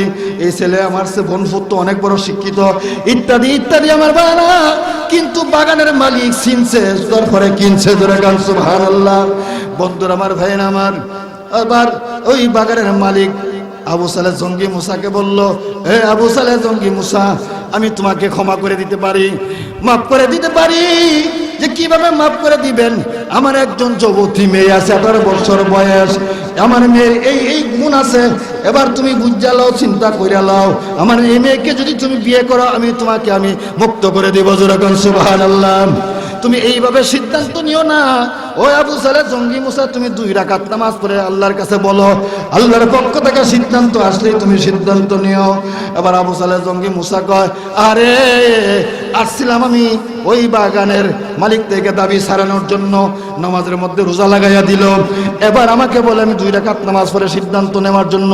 তো বোঝা গেল এই মেয়ে বিয়ে না করার উপায় নাই।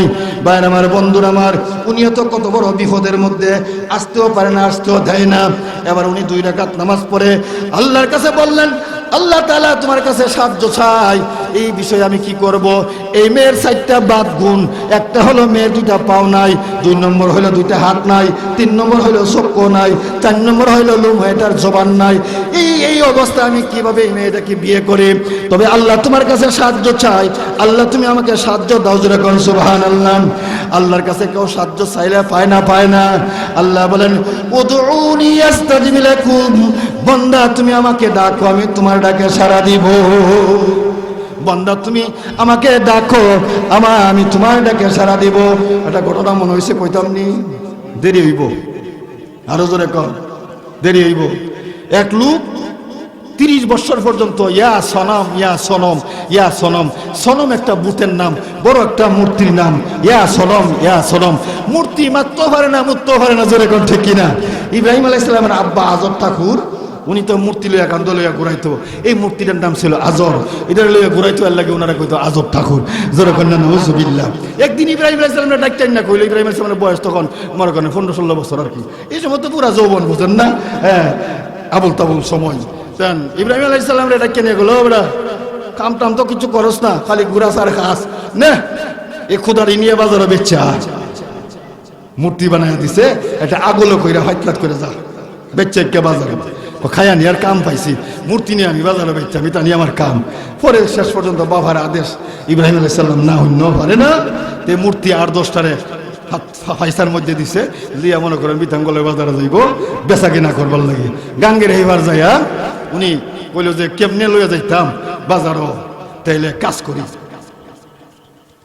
একটারে আরেকটারে দিয়ে বাইরে কোনটার হাত ভাঙছে, কোনটার ভাও ভাঙছে, কোনটার নাক ভাঙছে, ভাঙ্গিয়া সুঙ্গিয়া গুড়া কইয়া ওই ভাঙ্গা সাঙ্গা টাকাটা কিনা দিব কিয়া আব্বারে কম আব্বা দেখেন এ ফাইসা তুই আমি গেছিলাম ফেসাব করতাম আর আয়া দেখি এরা একজন আরেকজনে কাজ্জা গুজ্জা লাগিয়া একটা হাত ভেঙে লাইছে, একটা হাওয়া ভেঙে লাইছে, আর একটা নাক ভেঙে সেচ্চা লাইছে, আর তার কোমর ভেঙে লাইছে। এটা কি বাজারে নেবে শুন যাইব দেখে কেউ কিনবো?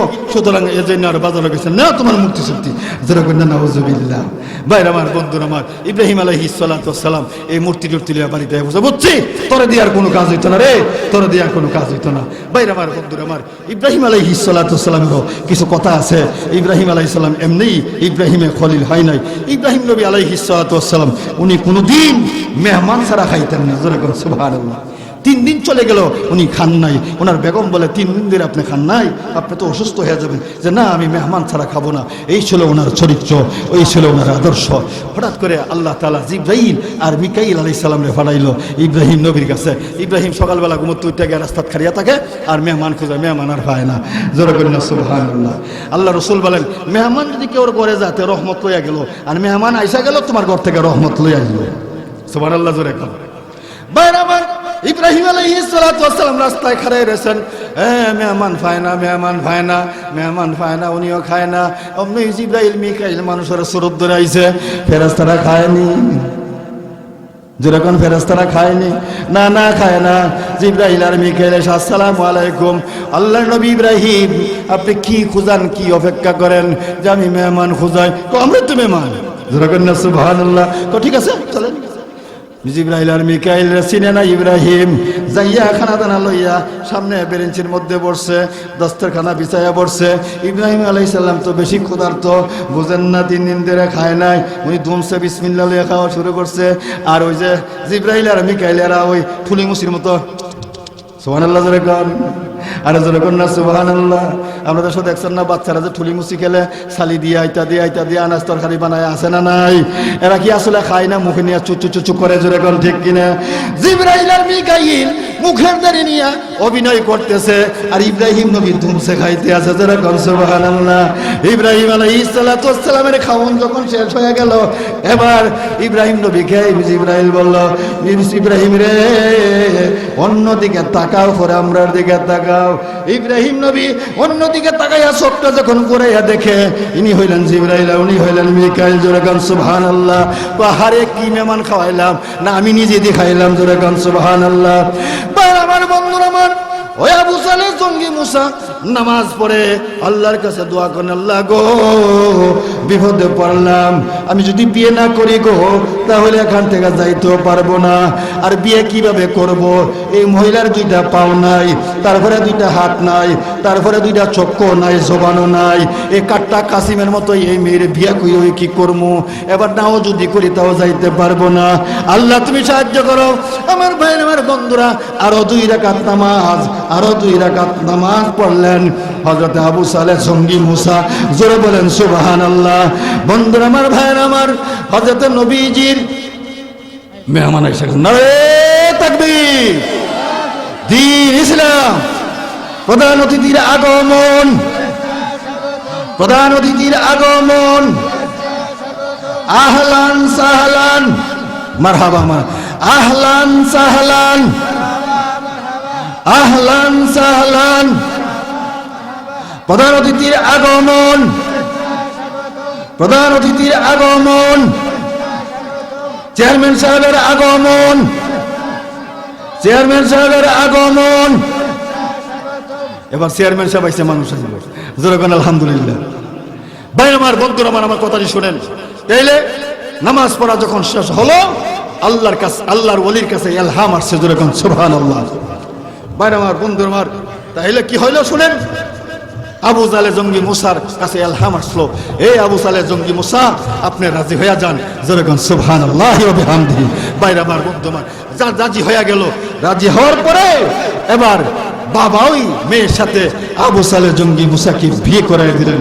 যেরকম আল্লাহু আকবার। ভাই আমার বন্ধুরা আমার বিয়ে করানোর পরে এবার বাসর ঘর হবে। কইতাম নি সময় হইব, জোরে কান সময় হইব, আর লজ্জার সময় হইব। ভাই আমার বন্ধুরা আমার আবু সালেহ জঙ্গি মুসা তার মেয়ের সাথে ওই ওই ওই যে আবু সালেহ জঙ্গি মুসার সাথে বিয়ে পড়াইয়া দিলেন। বিয়ে পড়ানোর পরে এবার বাসর ঘর হবে। যেরকম আল্লাহু আকবার। আমার কথাগুলি খেয়াল কইরা শোনেন বন্ধুরা, আমার ভাইয়ের আমার, ওই যে মহিলা যার পাও ছিল না, হাত ছিল না, যার কোনো জবান ছিল না, চক্ষু ছিল না, এই চারটা বাদ গুণ তার মধ্যে ছিল। বিয়ে পরে দেওয়ার পরে বাসর করে যাবেন, মেয়েকে নিয়ে বাবাই তারে দিয়ে আসলেন রুমের মধ্যে। এবার আবু সালেহ জঙ্গি মুসা বললো, আরে যাই না, শুই নাই তো, জারুর বাড়ি ছাড়া কপালে আর কিছুই নাই, যেহেতু মেয়ের হাত নাই, পাও নাই, চক্ষু নাই, জবান নাই, যাই না, শুই নাই তো, মেয়েকে আমি গ্রহণ করলাম। বন্ধুরা আমার, ভাইয়ের আমার, বাসুর করে যাবে আবু সালেহ জঙ্গি মুসা। যখন দরজা খুললো দেখে পূর্ণিমার ছাদ রুমের মধ্যে হুজরার মধ্যে বসে আছে। সুবহানাল্লাহ। এমন সুন্দর সালাম, সালামের কথা মনে হইল আরেকটা কথা কইতাম নি, দেরি হইব। জিবরাইল আলাইহিস সালাম ইসরাফিল আলাইহিস সালাতু ওয়াস সালামকে সিংহা দিয়ে রাখছেন কিয়ামতের সিংহায় ফু দেওয়ার লাগে। আমাদের নবী যখন গেলেন দেখেন সিংহা নিয়ে একজন ফেরেশতা দাঁড়ায় রইছে। জিবরাইল জিগা কইলা কেডা? কইল হইল ইসরাফিল ফেরেশতা। এবার সালাম দেওয়ার দরকার আছে না নাই? একবার নয়, দুইবার নয়, তিনবার বিশ্ব নবী আমাদের নবী সালাম দিলেন, সালামের জবাব দিতে পারে না। ইসরাফিল আলাইহিস সালাম বললেন, যার খাতিরে সমস্ত কায়নাত সৃষ্টি, আসমান জমিন সৃষ্টি, উনি সালাম দিল, সালামের জবাব দিতে পারলেন না। আল্লাহ ডেকে বললেন, ও বিশ্ব নবী, আপনি সালামের জবাবটা দিয়ে দেন, কারণ উনি হইলেন আমার মেহমান। মেহমানকে বাড়িতে রাইকা কেউ ঝগড়া করে না, কাজ্জা করে না, উনিকে আমি মেহমান হিসাবে নিয়ে আসতেছি। সুতরাং ইসরাফিল, তুমি আমার নবী বিশ্ব নবীর সালামের জবাবটা দিয়ে দাও। ঠিক তদ্রূপভাবে আবু সালেহ জঙ্গি মুসাকে ওই মহিলাটা সালাম দিল। আগে কি আসিল না, জবান আসিল না, এত সৌন্দর্য সালাম, সালাম আপনার জবান কেড়ে নিল। তারপরে দেখে হরিণের মতো দুইটা চক্ষু, হাতগুলি এত সুন্দর, সংকেত বলছি পাওগুলি এত সুন্দর। উনি আশ্চর্য হয়ে গেল। আমার শ্বশুর বলল কি আর হইলটা কি, ঘটলোটা কি? আমার শ্বশুর বলছিল এই মেয়ের নাকি পা নাই, এই মেয়ের নাকি চক্ষু নাই, এই মেয়ের নাকি জবান নাই, এই মেয়ের নাকি কথা হাত নাই। আমি দেখলাম সব বিপরীত কারণ, বুঝলাম না। বন্ধুরা আমার, ভাইয়ের আমার, এবার তার শ্বশুরকে ডাকায় নিয়ে আসলো। আবু সালেহ জঙ্গি মুসা জিজ্ঞেস করলো, শ্বশুর গো, আপনি বলেছিলেন আপনার মেয়ের হাত নাই, তার কারণ কি? বললো, বাবা রে, আমার মেয়ের বয়স 18 হয়েছে, এই হাত দিয়ে কোনোদিন বেগানা পুরুষকে স্পর্শ করে নাই। সংক্ষেপে বলছি, এই জন্য আমি বলছি আমার মেয়ের হাত নাই। বাবা রে, আমার মেয়ে দুইটা চক্ষু নাই কেন? আমার মেয়ে কোনোদিন এই চক্ষু দিয়া বেগানা পুরুষ দেখে নাই, এই জন্য বলছি আমার মেয়ের চক্ষু নাই। আমার মেয়ে কোনোদিন এই পাও দিয়ে হাইটা কোনো বেগানা পুরুষ দেখে নাই, কোনো বরযাত্রী যায় না, কোনো বরযাত্রীকেও দেখেও নাই, এই জন্য বলছি আমার মেয়ে দুইটা পাও নাই। জোরে কোন সুবহানাল্লাহ। বললো, আপনি বলছিলেন আপনার মেয়ের জবান নাই। বললো, বাবা রে, আমার মেয়ের বয়স হয়েছিল 18 বছর, এই জবান দিয়ে আমার মেয়ে কোনোদিন বেগানা পুরুষের সাথে কথা বলে না, এই জন্য বলেছি আমার মেয়ে দুইটা, আমার মেয়ের জবান নাই। জোরে কোন সুবহানাল্লাহ। বন্ধুরা আমার, ভাইয়ের আমার, অনেক কথাই হইল, অনেক সময় নষ্ট করলাম। প্রধান অতিথি, বিশেষ অতিথি আইসা গেছে। আমার যুবকেরা শুন, ওয়ারেন্টের আসামি হইলে পুলিশে আসামি দৌড়ায়। যেরকম ঠিক কিনা? ওয়ারেন্টের আসামিরে পুলিশে দৌড়ায়। আমার মাওলা, আমার মালিক বলে, এই যুবক, তুই গাঞ্জা খাস আঞ্জা দিয়া, বাবা ট্যাবলেট খাস আর ডাইল খা, যেটা এই খরচ করতে থাক, তবে যাই না রাখ, পুলিশে আসামি দৌড়ায় ধরার জন্য, আর আমি মাওলা যুবক তোরে মাফ করার জন্য তোর পিছনে পিছনে আমার রহমত দৌড়া। শেষ কথা এটাই।